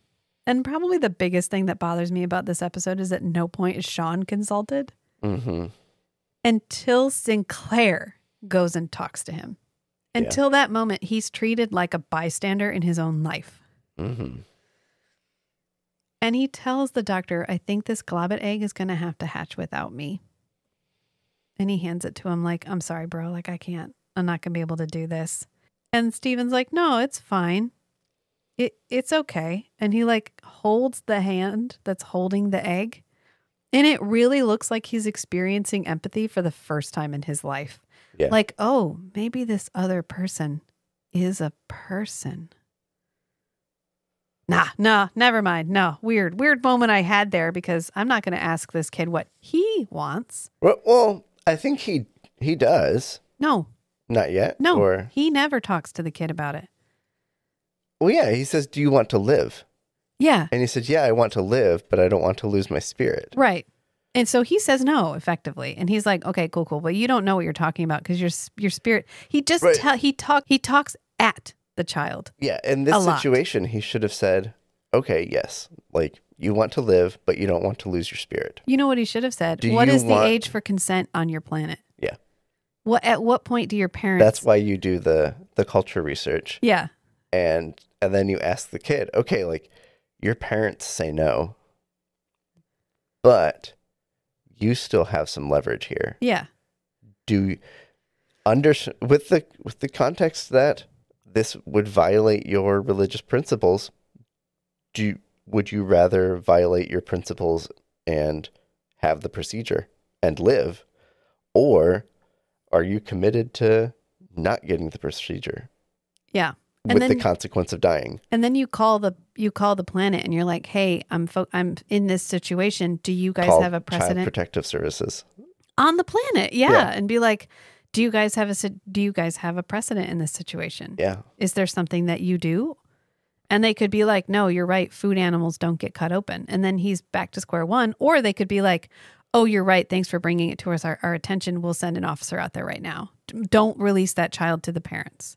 Yeah, that I think that's a good point. Deferring it to the planet. Yeah, to someone with greater amount of experience in this situation. And then you say, "Oh, I'm following the recommendation of, their legal authority." I mean, this could also be a situation where because they don't have an ambassador on the station, they don't have a line of communication to the planet. Like, he may literally not have a phone number for a doctor on the planet. Yeah. But this is when, okay, now Sinclair needs to reach out and get a representative on Babylon 5 because this is going to come up again. Probably not, actually, because they handle it. I mean, Dr. Franklin handles it so shittily. Yeah. But the parents are talking to Dr. Franklin, and in my notes I wrote, the parents are pissed that they aren't letting the doctor do what he needs to do to save their kid, and all the doing nothing isn't working. Mm-hmm. And they're like, "We trusted you. Now our son will die." And he's like, "Actually, you don't trust me to do what I need to do to save him. And that's why he's dying." But I guess potato, right? He's like, "Will you please let me save him? He needs surgery or he's going to choke to death on his own fluids." And the dad says, "There are more important things in life than the next breath." He needs that surgery, or he will choke to death on his own fluids. There are more important things in life than the next breath. Which is an interesting point, which we're going to reflect later. Mm-hmm. But there's more at stake here than just him being alive. Do him a favor. Stop deluding yourselves, is what Stephen Franklin replies with. Like, I heard you, but I didn't hear you at all because I don't actually care what you have to say. You're like, "You know what? Fuck it. I have to seek the safety of this patient, and you leave me no choice but to ask Commander Sinclair to suspend your parental authority." And they're like, "What does that mean?" And he's like, "That means I get to do whatever the fuck you want." And he pulls his piece of paper out that's like, "I do what I want." Mm-hmm. And they're like, please don't do that. These parents put everything into bringing this kid here, which might have been the closest place they could go to try to seek off-world medical care. And this is what they get. And the Dr. Franklin is trying his best. He's like, "I'm going to do what I want. And what I want is what's best for Sean." And they're like, "Okay, well, if you're going to do what you think is best, so will we." And I do have to love the immediate sense of entitlement where they go straight to the most prominent ambassadors on the station. Mm-hmm. And it's giving the billionaires love me and will reward me because I'm special, and they know it even if they haven't met me yet. Mm-hmm. And then we go to Sinclair first. They go to Sinclair first. This is a really interesting scene because it's like a roulette of them going and visiting all of these really prominent people and trying to get them to stand up for them, and all these people being like, "No." But they go to Sinclair first, and they're like, "You can't let him do this." And this is when he says, "I really wish you guys had an ambassador here because it would be so nice to be able to go to her for guidance." I love that he makes it a her. Mm-hmm. And they're like, "She would tell you the same thing. Don't let him operate." And he's like, "Okay, I mean, but since you have no representative here, I have to be your representative, which means I have to consider the safety of the child as well as the rights of the parents. I have a lot to think about here." And they're like, "Well, he's none of your business." And he's like, "Okay, I hear what you're saying, but your business is messy. So now it's my business." And since Dr. Franklin made it an official request, I have to rule on it. You made it my business. You guys, this is now mine because you all brought it to me as an official document. Yeah. So thank you for explaining your side of it, but I have to make a decision, but I'll make it within 24 hours, is what he says. And this is an interesting window into what the rest of the universe, well, at least specifically this type of culture, sees human beings as. Because they're like, well, you're going to side with Dr. Franklin, obviously. And he's like, you don't know that. And they're like, yeah, we do. Earthers stick together. And he goes, I'm sorry you feel that way. I love that he's not like, hang on, what about the last 17 times I didn't side with Earthers? He's like, oh, okay, well, I'm sorry you feel that way. Sinclair has shit all to prove. Nothing to prove. He owes nobody any kind of performative moral bid. Nothing. He's just like, okay. Yeah, he's not a people pleaser. No. Which makes him good at his job. Mm-hmm. Yeah. And they're like, no, you need to feel sorry for Dr. Franklin. Okay, I mean, there's not going to be any consequences for Dr. Franklin, so whatever. Yeah. They go to Jakar. This is one of my favorite because he's like, he looks so fucking over it. Like, it's literally like, I don't want to say the Amish, but it feels like the Amish going to the president and being like, you got to keep these people from putting electricity in my house. And then being like, this is so far beneath my concern. I can't even begin to tell you. Because he's like, I didn't even know your planet existed until a week ago when you guys arrived on the station. And they're like, we have no ambassador of our own, so we need someone with strength, or Sinclair will take our son away and let the doctor violate his spirit. And Jakar's like, yeah, I didn't even know you existed, and you're an ass-backwards religious wasteland devoid of any possible profit for us, so that's going to be a hard no. He calls them an interesting little place. He goes, yeah, it seems like a interesting little place. And they're like, what do you mean? Like, we thought you'd help us. And he's like, alliances are based on mutual advantage. So, and you're bringing nothing to the table. Give and take. He's like, well, we're not asking you to negotiate a treaty. We're just asking you to save our child. And he's like, no, you are asking me to exercise my authority on your behalf. What the fuck were you thinking? Mm-hmm. And they're like, well, we thought the fact that you hated Earthers would be enough. Like, that'd be enough to, like, ooh, we thought you'd be a petty bitch. Like, we thought you would be willing to do this. And he's like, oh, no, I'm petty. I am a petty bitch. And it's enough for me, but it's not enough to cover you. And we don't casually entangle ourselves. And they're like, oh my God, but he's our son. Have you no sympathy? And this is cool because then we transition to Londo answering the question. This was a cool, it's a cool way to montage this without it feeling like flip, because they go, have you no sympathy? And Londo goes, I mean, yeah, I sympathize entirely, my dear. It's not repeating the beginning and the end of all the conversations. No, it's a continual conversation. Yeah. It's repeating the same conversation with three people with three different endings. Right. And he's like, can you help us though? And he's like, oh, I'd have to go to the council. I'd have to get Sinclair's decision set aside. And then I would have to get approval from my world. There'd be paperwork. And he says this, and I just fucking love it. Just how much justice can you afford? This is a difficult and distressing situation. Could you help us? Well, I would have to go to the council and request injunctive relief. The council could have Commander Sinclair's decision set aside once he makes it, but I would have to get approval from my world. And I am certain they would want me to justify the cost, yes? The cost? The research, the committee hearings, all the necessary paperwork involved. Unfortunately, we are on a budget here. We cannot justify such expenses for non-Centauri. Excuse me?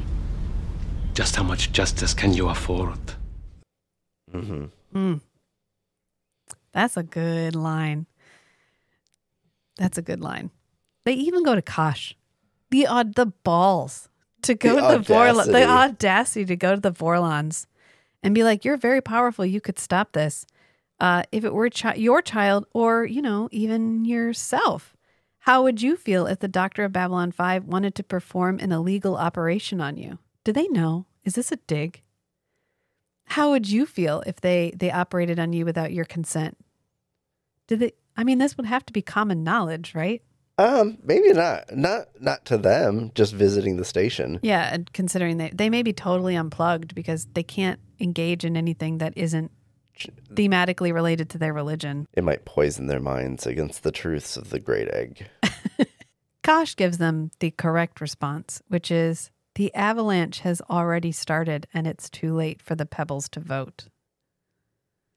And then Kosh out. He just disappears in a puff of smoke. You know what? He gives two middle fingers up and then backs slowly away from them. That's how he ends every single conversation. It's canon. And then we go straight to Delenn, and Delenn's like, oh my God, I really understand. I get it. Oh my God, that sounds terrible. She's probably the most empathetic of all of them. Oh, yeah. And she's like, we share the same concerns. And because of the principles of like learning the lessons that because of the experiences that we've had that are so similar to yours right now, where our beliefs, our private principles were violated, we can't rule on this. Explicitly don't get involved in other people in the same situation. Yeah. Yeah. She goes, we have suffered the interference in this area and therefore are forbidden to intervene in matters such as this. And they say, you're refusing because of your beliefs? We thought the Minbari were smart. You are so close. So close. Keep going. Take a couple more steps. One more. Just pick away that last thin veneer that's between you and the realization that you're talking about yourself. At least they got the religious cognitive dissonance down. Mm-hmm. Like, that's textbook. We thought you were smart. You're refusing because of your beliefs? Oh my God, we thought you were better than that. While they are here arguing that their child should be allowed to die. Yeah. They're like, we're only trying to save our child. And Delenn goes, yeah, that's what Dr. Franklin also believes he's doing. So whose belief is correct and how do we prove it? Very good questions. Meanwhile, Sinclair is eating in the Zocalo. He's eating what appears to be a blue ball of something. Mm-hmm. Garibaldi stops by to make a crack about it. He's like, oh, I think you're going to need to kill that thing first. But the blue stuff's probably already dead. He's like, hi, Garibaldi. And he goes, hey, how you doing, Jeff? Jeff is like, shit, I'm doing shit. That's how I'm doing. And he says, everyone has passed the buck to Sinclair. Everyone. Even Earth Central declined to advise. So I'm on my own. He goes, it may be your responsibility, but that doesn't mean the end result is your fault. Thank you, Garibaldi. Correct. Yep. And he's like, this is a tough situation for everyone. Garibaldi is we've said it before, and it's true. He's the fool. He's the jester. Yes. And this is where he gets a chance to speak truth to the leader. Mm-hmm. And he does a brilliant job of it. Because he's like, doesn't make it your fault just because everyone's given you passed the buck up to you. It doesn't mean that the bill is yours to pay at the very end. And he goes, well, I mean, that's helpful, but also not helpful at all. And he's like, yeah, nothing's going to be. I mean, a child is dying. Nothing is going to make this better. And Sinclair goes, I just wish I could be more sure. Like, I wish I could really have confidence in my decision. And Garibaldi goes, sure is for people with nothing on the line. You and me, we just got to get on with it. Like, you're not going to know. There's no way to be 100% sure whether you've made the correct decision or not. You just have to do your best. And this is when Sinclair goes, now I know how Pontius Pilate must have felt. Even Earth Central has passed the buck back to me. You spoke to Senator Gant? Only for an advisory. I'm not calling Central every time I have a decision to make. And? He declined even to advise. Said it's my responsibility. It may be your responsibility, but it isn't your fault. This is a tough situation for everyone. That doesn't make me feel any better. Nothing will. It's a child's life. But letting it eat at you won't help you, him, or his parents. I just wish I could be more sure. Sure is for people with nothing on the line. You and me, we just get on with it. Now I know how Pontius Pilate must have felt. Yeah. And then Sinclair actually goes and talks to Sean. What a revolutionary concept. We involve the child who is dying in the decisions about his own life. What, or at least in an advisory capacity. Even if we're sticking with the parents have the right to make this decision, we're still sticking with We can ask Sean about it. Right. At least I'll go talk to him about it. Yeah. And he goes, hey, you're on my station. What do you think of it? And he's like, well, I've only seen the med lab. This poor kid finally got to leave home for the first time, like, ever. Wow, no one from my commune ever leaves the planet. And he got to go to a hospital off-world. And the doctor asks about the gloppet egg. He's like, oh, so what's that? And he's like, it's a piece of industrial goo, but don't tell Dr. Franklin because he thinks it's an egg. And Sinclair's like, okay, no, my lips are sealed. And he says, I have a difficult question to ask you. Do you want to live? And Sean goes, yeah, very much. I do. I would really like to live. I'd like to grow up. Oh, maybe I was confusing this. I thought... You thought the doctor talked to him about that? I thought the doctor had talked to him about but No, he never does. He never talks to the kid about it. He lies to him, but he never genuinely has a conversation with him about what he wants. He tells him his beliefs are wrong. Yeah. In a compassionate sounding voice. Yeah. But that's it. He goes, I don't want the operation though, because I don't want to lose my spirit. And Sinclair goes, well, I had an operation, but I didn't lose my soul. And he's like, well, you weren't born of the egg. It's not the same. Maybe your soul lives out somewhere else, but mine lives in my skin. And you aren't one of the chosen. So it's not the same. And he's like, you're right. You know what? I'm not. Why don't you tell me about it? Tell me about what you believe. Tell me about what it's like being the chosen. Mm-hmm. And I have to point out that because of the way that we've established the Babylon 5 universe and the revelations that we know in a very demonstrative way that there is something that survives the death of the body, because we had an entire episode about a race of people who can sense when your death is near and can capture the thing that leaves you when you die. Yeah. And we left it as either soul energy or a very good personality matrix, one way or the other. But there's some special thing about a mind. Yeah. Whether that's on a brain or whatever, a mind ending in the physical world. Yeah. There's something happens. Something leaves. Very special in the universe about that. We set up reasonable doubt about the existence of a soul, of an energy that persists after death. Mm-hmm. Who says that in this particular race, because of the way that they have developed, because of the way that they have evolved, that this thing that exists after death is not literally physically contained inside their skin? Right. There may actually be something. There may actually be something by their to skin this that gets out when it's punctured. In the infinite variety available over infinite space in an infinite universe. The concept that there might be a race where the energy of their life and their personality is literally contained in some sort of subcutaneous gas is not zero. Right. There could, and never, once, right before Dr. Franklin performs this surgery, he goes, you think maybe though? And that's it. And then he's like, never mind. Never mind. I mean, we're going to get some more revelations about souls and the existence of souls and the concept of an enduring energy that can come back and be reborn in another body.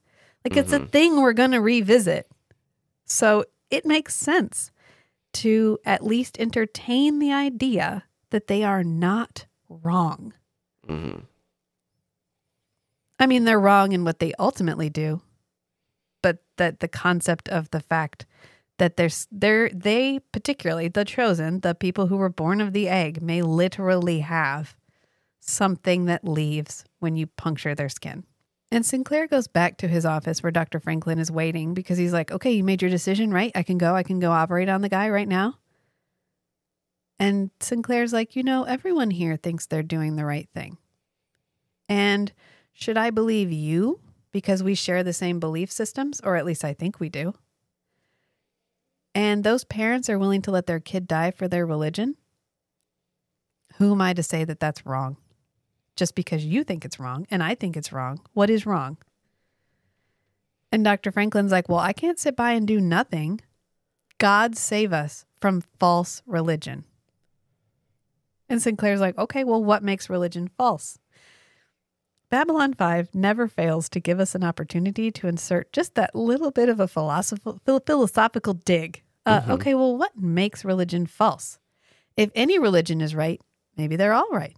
Maybe God doesn't care how you say your prayers, just so long as you say them. And Dr. Franklin's like, yeah, okay, and maybe there's no God at all. And Sinclair goes, is that what you believe? And he sounds real judgy. And it's not the best moment. Like, I'm triggered already in this episode. So when he's like, you seriously don't think there's a God? Are you kidding me? I'm like, I don't know. I think going to space would result in either the expansion of the sincere belief in a divine entity or the removal of belief in a divine entity, one way or the other. Because once you are confronted with the scale, infinity of creation, you have to go one way or the other. It changes fundamentally. It's easy right now to be like, well, God made us in his image. Okay, well, we're the only picture we have lying around. So of course we think, of course religion would say that God looks like us. Well, what if maybe they look like Minbari? Apparently they're two-legged because that's what, except for Nagrath. Maybe they all look like Nagrath. I don't know. Anyway, they don't answer the question, so I'm not going to answer the question. But Dr. Franklin's like, I believe in saving lives. And that's what I believe. And Dr. Franklin goes, okay, but Sinclair goes, okay, but without life, the question is meaningless. Oh, no, actually, let me start over. Dr. Franklin goes, I believe in saving lives. And without life, the question of whether God exists or not is meaningless. You have to exist to question in order for the question to matter. I can say I enjoy playing God, thank you. That's what his next statement is. Because he's like, that's what doctors come to you for. That's what you go to a doctor for, is you go to a doctor and you ask them to be God. You ask them to make it go away. You ask them to make it not be happening. You ask them to play God in your life. And that's the part I like. And Sinclair unconsciously mimics the dad from earlier when he says, but life has to be more than just a pulse. It has to be more important than your next breath. And what we hold sacred gives our lives meaning. Yep. And this child... Meaning is different. It's a whole other thing. Yeah. So, and meaning is fundamental to a sentient existence. Yeah. It's what gives this child's life meaning. You may not believe it, but his parents sincerely believe it, and Sean sincerely believes it. And what are we taking away from this child if we take away what he holds sacred? And these are all excellent questions that Dr. Franklin completely does not listen to and does not care about the answer to. Because he's like, okay, yeah, great question. I'll answer that after the operation, which I'm about to go right now and perform. And Sinclair's like, okay, but like, is this really the only way? There is literally no other option. Nothing. And Stephen's like, yep, only option. I have asked no one and received no other options. I've tried nothing and there's no other options. And he's like, okay, so great. I'm going to refuse to sign the order. I cannot allow you to perform this operation. And Sinclair's like, I've lost all names. Franklin. Dr. Franklin is like, the fuck? Are you serious? You serious right now? You're not going to let me? Are you fucking serious? He's like, I thought I could depend on you. How dare you deny me? It's a temper tantrum. He throws a little tiny baby temper tantrum, and it's a real good look. I wanted to save the child. And Sinclair goes, listen, if it were up to me, I'd let you do it. But as the commander of Babylon 5, I can't just start overruling beliefs that don't jive with my own. It establishes that the concerns of other races will be set aside whenever it is convenient for Earth. Correct. Correct. And Dr. Franklin goes, that's not what you said when it was Kosh. And again, that's a false equivalency. Get the fuck out of here with that argument. This is not the same thing. Not the same thing. And Sinclair goes, operating on Kosh was the camel's nose in the tent. I don't know where he gets this idiom from, but it's, and doing it on Sean would be bringing the rest of the camel into the tent. Where did camels come from? Are we in tents? What is happening? Do you know what camels are? Are they still around? Do we camp on Earth? It must be an idiom somewhere, but it's like, why not a horse? Why a camel? it's like getting your foot in the door. It's like putting your foot. Yeah, it's wedging the door open. He could have said wedging the door open. The other one would be opening the door all the way. Yes, it is similar enough that I can see where they are drawing this parallel here. Mm-hmm. But after the initial, but they're not supposed to, it completely diverges. So I agree that this is, the operating on Kosh was a crack. But he's saying, I'm not going to break the whole thing open. Yeah. And Sinclair's like, listen, you asked me to do my job, so I'm doing my job. You made this my business. You brought me in here. You lined me up at the starting line and then started the race. I did not ask to be brought into this. And so I have to be an advocate for the parents, because that's what you made me do when you made this formal request. I am doing my job. Are you doing yours? And this is when Sean's life signs start dropping. So Dr. Franklin gets the call, and the parents are there having this really sweet moment saying goodbye to their kid. Mm-hmm. They're like, when you first hatched, you were so cute, and I was so proud of you because you were so sweet and little, and now you're meeting your destiny just like a true child of the egg. And we will sing many songs for you so that your journey will be fast and peaceful. And when you get to the other side, you must sing for us so you can be our beacon home. And so Dr. Franklin walks in and just rips this moment away from everybody and really fucks up the vibe. He's like, he needs to rest. You know what? He'll rest when he's literally dying. And he's like, yeah, you guys can go home now. It's fine. And they do. I don't know why. They do. And yeah, it's all so that he can have enough alone time with Sean to do what he wants. Right. So instead of letting these parents, I'm just mad at this. Like, I know we're supposed to be conflicted on whose side we're on, because of course I don't want Sean to die. And of course I'm triggered by the fact that it's religion that is allowing this child to die. But I'm also triggered by the fact that Dr. Franklin in no way acts with any amount of empathy in this situation. Or compassion. Or even really rationality. Yeah. And it bothers me because we're supposed to be setting him up as the most rational character in this moment. And that's not how it ends up reading. I would say logical and wise are two different things. Oh, they're very different things. And so he could be hyper logical. Yeah, but this is not wisdom. But not wise. Nothing that's happening here is, Sinclair is acting with wisdom. The second part of that wisdom should have been barring Dr. Franklin from seeing Sean. At all. Like, he should have given this to Maya. Yeah. Maya was already in on the case. She was already knows what's happening. He could have just been like, you know what, Franklin? I don't want you going to talk to him. Call Dr. Hernandez. You're out. You're out of this entirely, because I can't trust you. Because he said explicitly, even if you tell me no, I'm going to do it anyway. And he's like, this child deserves a chance at life. And the parents are like, yeah, but without his spirit, there's no life at all. If from their perspective, you can't save him. If you save his life through surgery, he's dead. If you let him die, he's dead. He's dead either way. They've already said their goodbyes. And he's like, okay, well, I'll call you if anything changes. Go home. And then he tries to dismiss Maya. And he goes, I have to do this. I took an oath. And for all of our benefits, I put the entirety of the Hippocratic Oath in my notes, because I have heard references to the Hippocratic Oath my entire life. I don't think I have ever actually looked at the full text of what it says, except do no harm. Right. So it says, and there's a bunch of varieties. I think I've heard it once. There was one TV show where somebody mentioned it. And said the whole thing? They said the whole thing. Well, there's variations. There was a version that had some religious references, which has since been removed. And so for the majority of it, like, this is the one that I found that was like, most people swear this particular oath. Okay. And it is, I swear to fulfill to the best of my ability and judgment this covenant. I will respect the hard-won scientific gains of those physicians in whose steps I walk, and gladly share such knowledge as is mine with those who are to follow. I will apply for the benefit of the sick all measures that are required, avoiding those twin traps of overtreatment and therapeutic nihilism. I will remember that there is art to medicine as well as science, and that warmth, sympathy, and understanding may outweigh the surgeon's knife or the chemist's drug.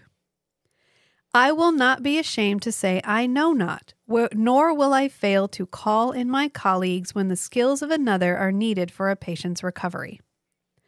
I will respect the privacy of my patients. I will pinky swear not to tell anybody anything, for their problems are not disclosed to me that the world may know. Most especially must I tread with care in matters of life and death. If it is given me to save a life, all thanks. But it may also be within my power to take a life. This awesome responsibility must be faced with great humbleness and awareness of my own frailty. Above all, I must not play at God. I will remember that I do not treat a fever chart, a cancerous growth, but a sick human being whose illness may affect the person's family and economic stability. My responsibility includes these related problems if I am to care adequately for the sick. I will prevent disease whenever I can, for prevention is preferable to cure. I will remember that I remain a member of society with special obligations to all my fellow human beings, those sound of mind and body as well as the infirm. If I do not violate this oath, may I enjoy life and art respected while I live and remembered with affection thereafter. May I always act so as to preserve the finest tradition of my calling, and may I long experience the joy of healing those who seek my help. I think the particular here one that he must remember is, above all, I must not play at God. He's like, I took an oath. I got to do what I got to do. I think you should probably, maybe they edited it. I don't know. Maybe it just says, maybe. I do what I want in crayon, and that's the oath he took. Maybe his medical school had the abridged version. I feel like he went to like correspondence medical school. Yeah. Like he just sent in like when you can get ordained online. He just sent in a form and they sent him back one that was like Dr. Franklin. I mean, yes, he has a legitimate medical degree, but he's got a lot of growth to do as a human being. Let's put it that way. Right. And Maya's like, you're going to get kicked off the station. If you do this, they're going to ask you to leave. And he's like, bitch, I'm already packed. That's literally what he says. He doesn't say the bitch part, but he's like, I already packed. I'm ready to go. They can kick me off anytime they want to. I don't need this job. I don't need this. I don't need this kind of aggravation. I need to be able to do what I want. Clearly. He's like, that boy is going to die in an hour if I don't operate, and no one's going to stop me. And she's like, cool. You'll need an assistant then. Maybe that's why we don't see her again. Maybe she leaves. She resigns in protest. Yeah. So they start the procedure, and he's like, there might be a slight escape of air. They start the procedure in that Sean is unconscious and he can't object. So, again, he does not actually consent to this procedure at any point. And he's like, there might be a slight escape of air when I make this incision, and I have to wonder if that's what they think the spirit is. Because there's pressurized air inside the air bladder. Yeah. Maybe they believe that when they puncture that, that's like it's literally, I mean, you can see how that could become like something is coming out. It must be the spirit. And this is when finally he goes, you have to wonder. Right? You got to wonder like a little bit. Actually, Maya maybe says that. And he's like, I don't know. And then he prays. He's like, dear Lord, I hope this is the right thing. Amen. And Maya's like, excuse me? Did you just pray? And he goes, I figure if it works for them, it might work for me. Oh, so you can admit there's a potential legitimate reason for prayer, but you can't even for 1 minute entertain the thought that they might be right. It's fine. Whatever. It's fine. I've said my piece. And then he pauses and goes, wait a minute. Did you find anything in your research? To Maya, because of course he didn't do any, but she did. And he's like, no, she says, no, you were right. Yeah, nothing. I didn't find anything. She didn't read the whole thing, apparently. Yeah, she skimmed it. I mean, I read it for 5 minutes the other day during breakfast. I didn't see anything.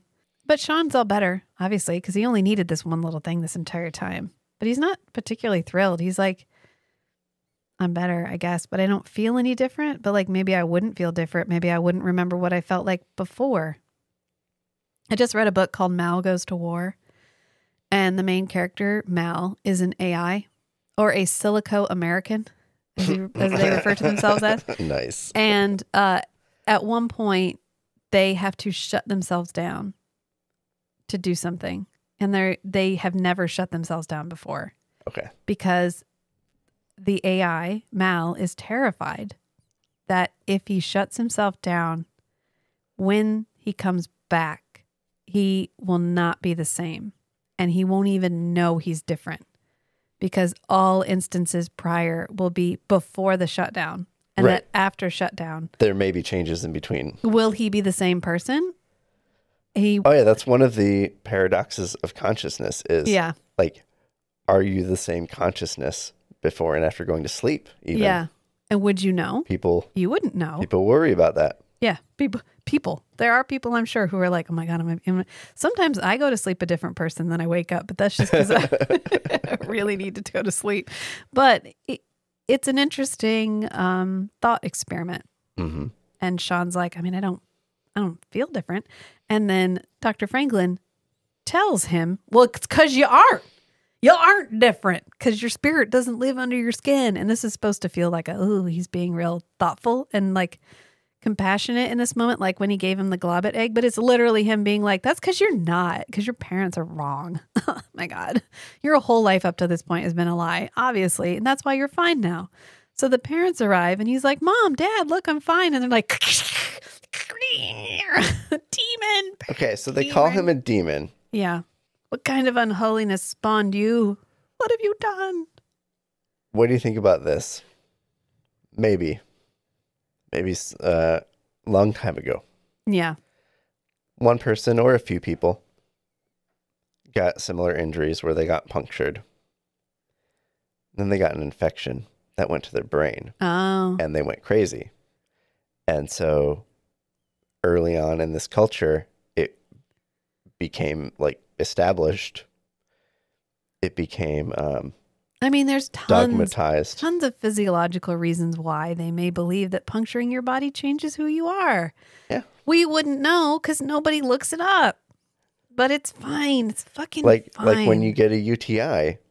Yeah, and it makes you go cuckoo for Cocoa Puffs because the same bacteria that can exist in your bladder can cross the blood-brain barrier. Like if you've ever cared for someone elderly, you know that. When they have a bladder UTI, infection, it makes them act confused and it has a whole bunch of it personality has a whole bunch changes. of personality changes from a bladder infection. Yeah. It's fine.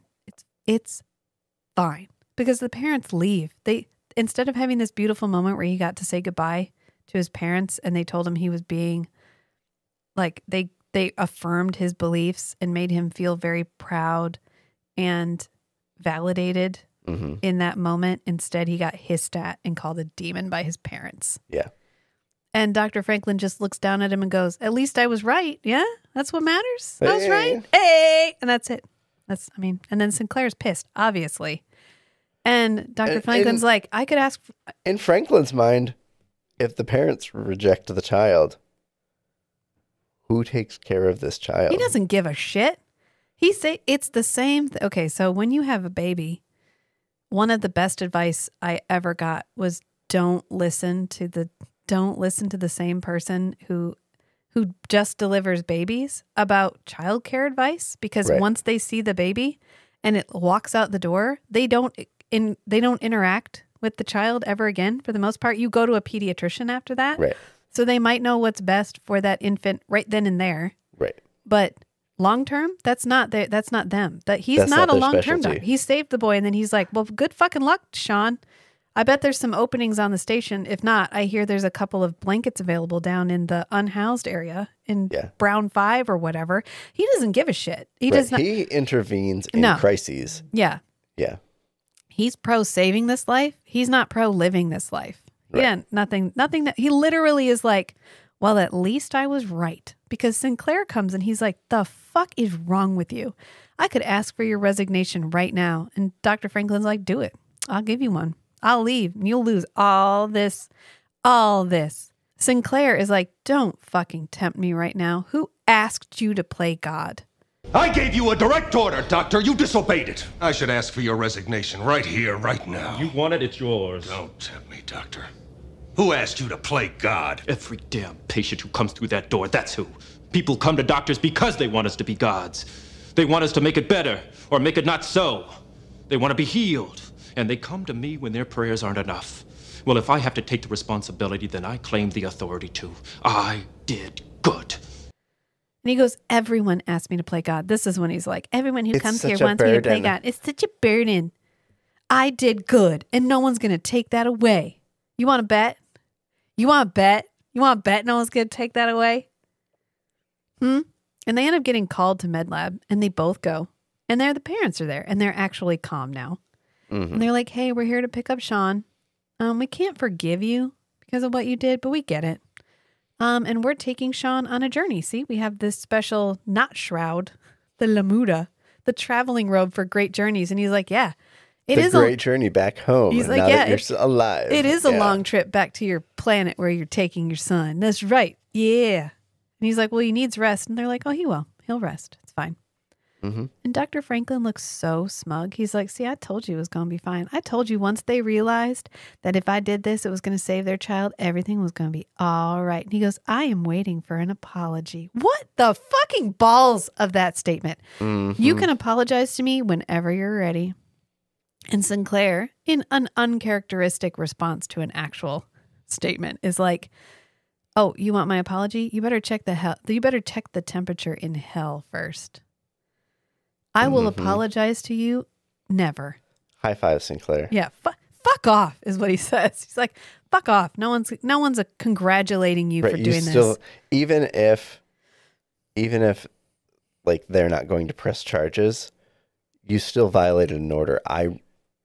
Pepperidge Farm remembers. You deliberately you asked me to make a ruling. I ruled, and then you deliberately did the opposite. I will apologize to you when fucking never. Okay. And then we go to Dr. Franklin entering his like star log about today. And he's like, I did real good work today. He was fine. His vital signs have returned to normal and everything is great. And I'm the best. And I'm the best doctor ever, clinically proven. And then Maya's like, well, I guess I'm going to have to pay for that steak because you proved me wrong. And she's like, see, here's all the research I did. There's like 2 paragraphs. And at the bottom, it's like, the Lamuda is for dead people. She's like, oh, look, there's oh, shit. And this is when he runs to their quarters to find that they have already killed Sean. And I don't know where they got the candles. I don't know why they're allowed to have candles on a space station, but it's fine. Oh, yeah, we didn't even bring it up. They pull a knife on Dr. Franklin. Garibaldi, get it together. They brought a knife. Where did he have the knife? How did he get the knife on the station? We know they don't even let religious knives. No, but this guy on had the station. Everyone has, so far, every bad guy's had a weapon. We need to reevaluate how we are letting weapons onto Babylon 5 because it is clearly happening. Did he have a steak at Fresh Air and he palmed the knife? They should count the knives at the end of the day. Blades under a certain length are allowed on the station. And so, because you use a knife to eat. Yeah. You have to cut your food. Well, some food. Unless you have to drink everything through a straw or with a spoon. It's fine. You don't need all the caveats. But it's still, anyway, it's fine. It's fine. They're like, it's okay, doctor. It's fine. That wasn't our son. That was just a shell. And we have, there was nothing to do but end the pain of the shell. And Dr. Franklin's like, you fucking did it. You killed him anyway. Like, you didn't believe I was right? But I'm the best. Didn't you know that I'm always right? I don't understand. They were literally willing to let their son die for their beliefs. What the fuck did you think was going to happen? Right. How did he think this? He didn't think he didn't care how it was going to play out. He I'm just wanted reminded to of be the right. phrase, you don't know enough to interfere. Yeah. You don't know what forces you're working with. If you're trying to engineer an outcome, you don't know enough about the system and the interconnected mechanisms of the system to know what actions you need to take to interfere to produce the outcome you want. Yeah. And he's interfering with an entire culture. I think this is a really good growth opportunity for him, though. I do think this reflects future events. Yes. Yeah. Yes. And it's necessary to have reality push back against you. Yeah. so that you know that your rules for how the world works are incorrect. Right. And this is when he actually goes to Sinclair. And Failure is the greatest teacher. it is. Yeah. It's a very good teacher. I'm and very familiar. I would classify this as a giant fucking failure. Yeah. Big old fuck up on Franklin's part. Because he goes to Sinclair and he's like, all right, fine. I will sincerely offer you my resignation now because I get it. Now I actually feel like I did something wrong. Yeah. And Sinclair's like, funny world, I don't want it now. This time, I'm not going to let you resign. You got to live it. You made this shit. You got to lie in it. Right. Okay. This is like, oh, you deleted the database in production. I'm not going to fire you because now you're much more valuable because you know the consequences. You're never going to do that again. Yep. Yep.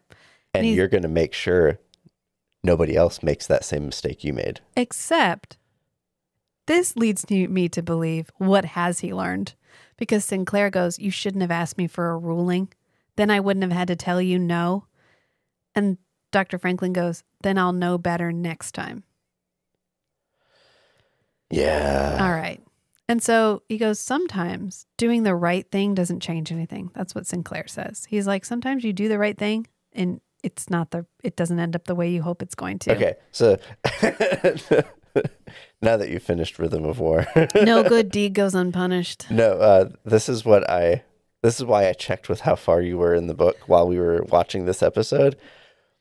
Sometimes you have to accept that you cannot protect everyone. Yep. Sometimes you do.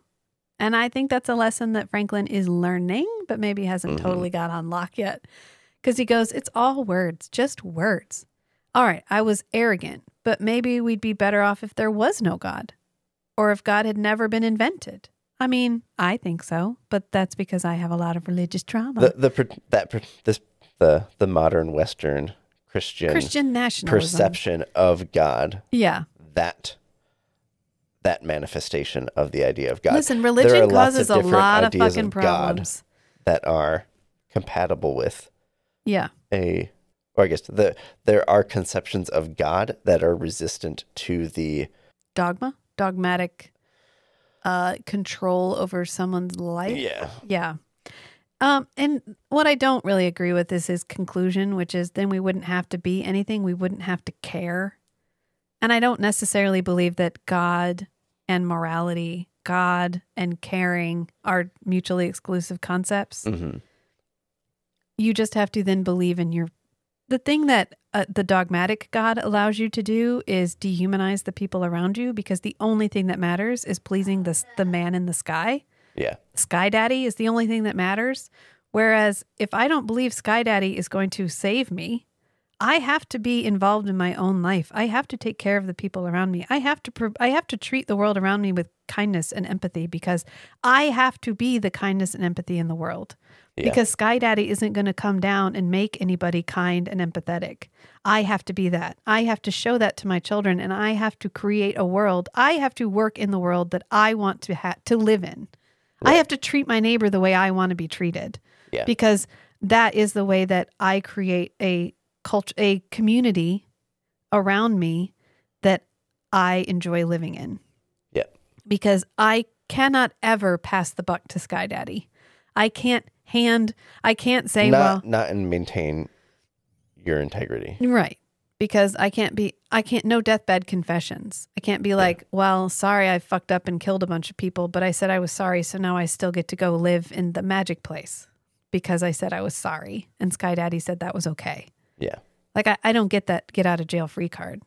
That's the religious thing I generally object to, is the get out of jail free card. Well, God said I could do it. Okay. I mean, did he though? Did you get an answer? Oh, what is it? Oh, also in Rhythm and War, where it's like, if you have a God that directs your behavior, that's not a God, that's a tyrant. Yeah. Yeah. Same thing. And Sinclair goes to say something, and Dr. Franklin's like, listen, if you're trying to tell me that this is not my fault, then just save your fucking breath. And Sinclair's like, no, what I'm trying to tell you is that what makes us human is that we care. So if God means it's fine. If God makes us human, or rather a belief in one makes us human, because being caring is what makes us human, it's fine. It's twisty. Just ignore it. It's because we reach out and seek connection. That is what makes us human. And Dr. Franklin replies in the most emo way possible, honestly, because he's like, no, it just means that we have different ways to hurt. Sometimes doing the right thing doesn't change anything. It can drive you crazy. It's all words. Just words. All right. I was arrogant. Thought I knew what I was doing. Maybe we'd all be better off if there was no God. If God had never been invented. And we wouldn't have to be anything. We wouldn't have to care. There's no way you could have known what they would do. You're trying to tell me it's not my fault. Save your breath. I'm trying to tell you that what makes us human is that we care. And because we care, we never stop trying. No. What makes us human is that we have so many different ways to hurt.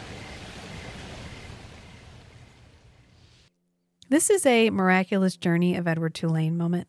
And if you haven't read The Miraculous Journey of Edward Tulane by Kate DiCamillo, amazing book. I highly suggest you go and read it. It's elementary fiction. It'll take you like 2 hours. It is one of the most beautifully portrayed ways, the most beautifully portrayed journey of what it means to love and to care and to lose.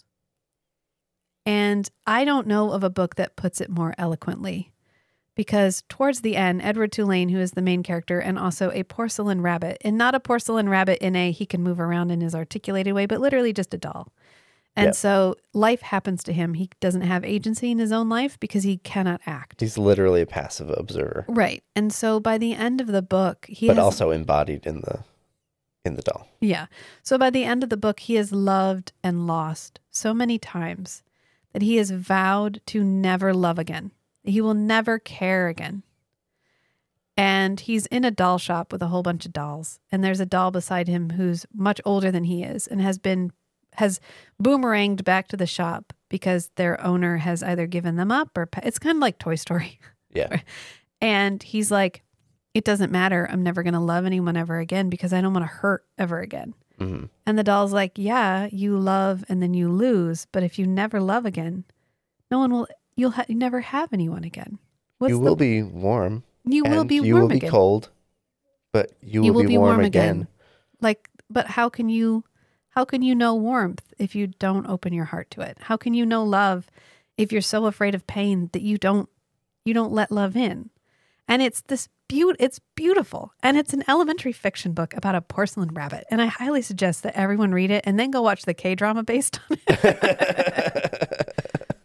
But it's literally answering Dr. Franklin's question, or the question implied in his statement, which is, it's just hurt. Living is just pain. And it sucks. And that's what being human means, is it means understanding all of these different... Why am I so fucking smart? Because it means that I can really know all these different ways to hurt. Yeah. God, I hate being like this. Oh, whatever. I'll have empathy for Dr. Franklin later. Right now, I'm just mad at him. And Sinclair's like, oh yeah, totally. No, we definitely... Yeah, okay, so I'm going to go now. And this is when Ivanova gets back after saving everybody on the Asimov. And Garibaldi's like, so what happened out there? And she's like, nothing. And he's like, nothing, tra-la-la, which is what my daughter does. I guess we've watched The Labyrinth too many times. Yeah. And she's like, I took an educated risk. And, sometimes it pays off and sometimes it doesn't. And Garibaldi's like, oh boy, yeah, sometimes it doesn't. Have I got shit to tell you? And then they walk off. Let me tell you about somebody else who had the opposite perspective on taking a calculated risk. How long was she gone? Was she gone for days?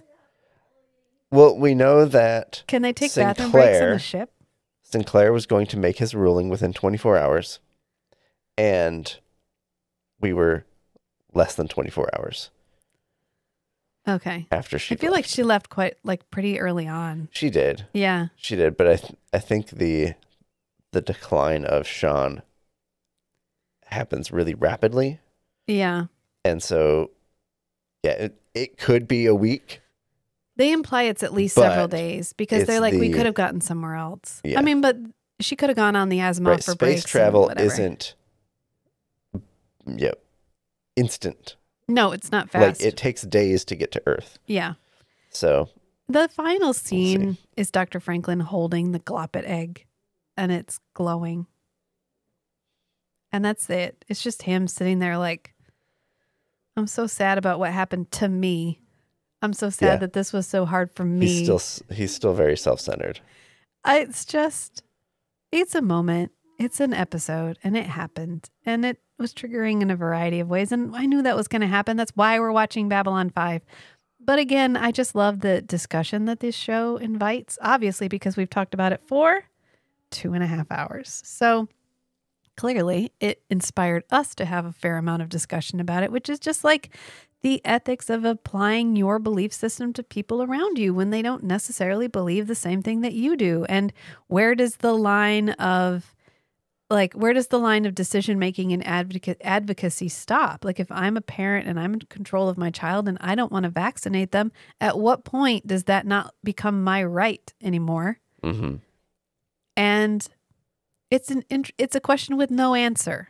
Yeah. Because giving one blanket answer to it cheapens the nuance of the reasons that people do the things that they do. Yeah. Because, some people don't get vaccinated because they're immunocompromised. My mom has a compromised immune system and cannot get live vaccines. So that's a thing that happens. There's certain vaccines she will never be able to get, which is why you need herd immunity. That's why the people around you have to get vaccinations when they can. And it's a big question. It's an unanswerable question. I like that this show, when you dig deep enough, doesn't actually present one side is right and one side is wrong. Right. I think that's a very important aspect of this episode because you can see from the point of view of the parents and you can see from the point of view of the doctor. Mm-hmm. And we don't in the end obviously the people that killed their child, like outright killed their child. Maybe right. not a great look, but violates some moral principles there. Yeah. But they did that in reaction to... And maybe they get arrested when they go back to their home planet. Probably not. Not if their planet believes that he was dead. It entirely depends on whether this belief is shared amongst their whole society. Right. Or if they are part of a fringe element. Right. And in what they did was a reaction to what Dr. Franklin did. Yeah. So ultimately, Dr. Franklin is the one that put them in that position. Right. As someone who has sat by a parent who was in hospice. And one of the things you have to decide is whether or not you will continue to attempt to care for them or whether you will simply let it go. Yeah. Because living isn't just about taking your next breath. Sometimes there's more to it. And ultimately what we decided to do for Dad was the correct decision. Mm-hmm. And I would do it again. Yep. In a heartbeat. And if someone like Dr. Franklin had come in and told us we had to give him care, and we had to put him in the hospital, and we had to take away those last moments that we had with him, I would be just as angry as those parents are. And I think it's something that there's just no, unless you're in it, how can you say? Yeah. And I think everyone did what they thought was right. And I think we can all just sit with that, leave it on the table, think about it for a while, which is the whole point of media. Is to invite discussion. That's the whole point of literature, is to get a perspective on the world from somebody else's point of view. Yeah, and to force you to then evaluate your own beliefs in the new light. Yep. So I think that's a good place to leave it. We live for the one. We die for the one. Until next time, friends. Bye. Bye.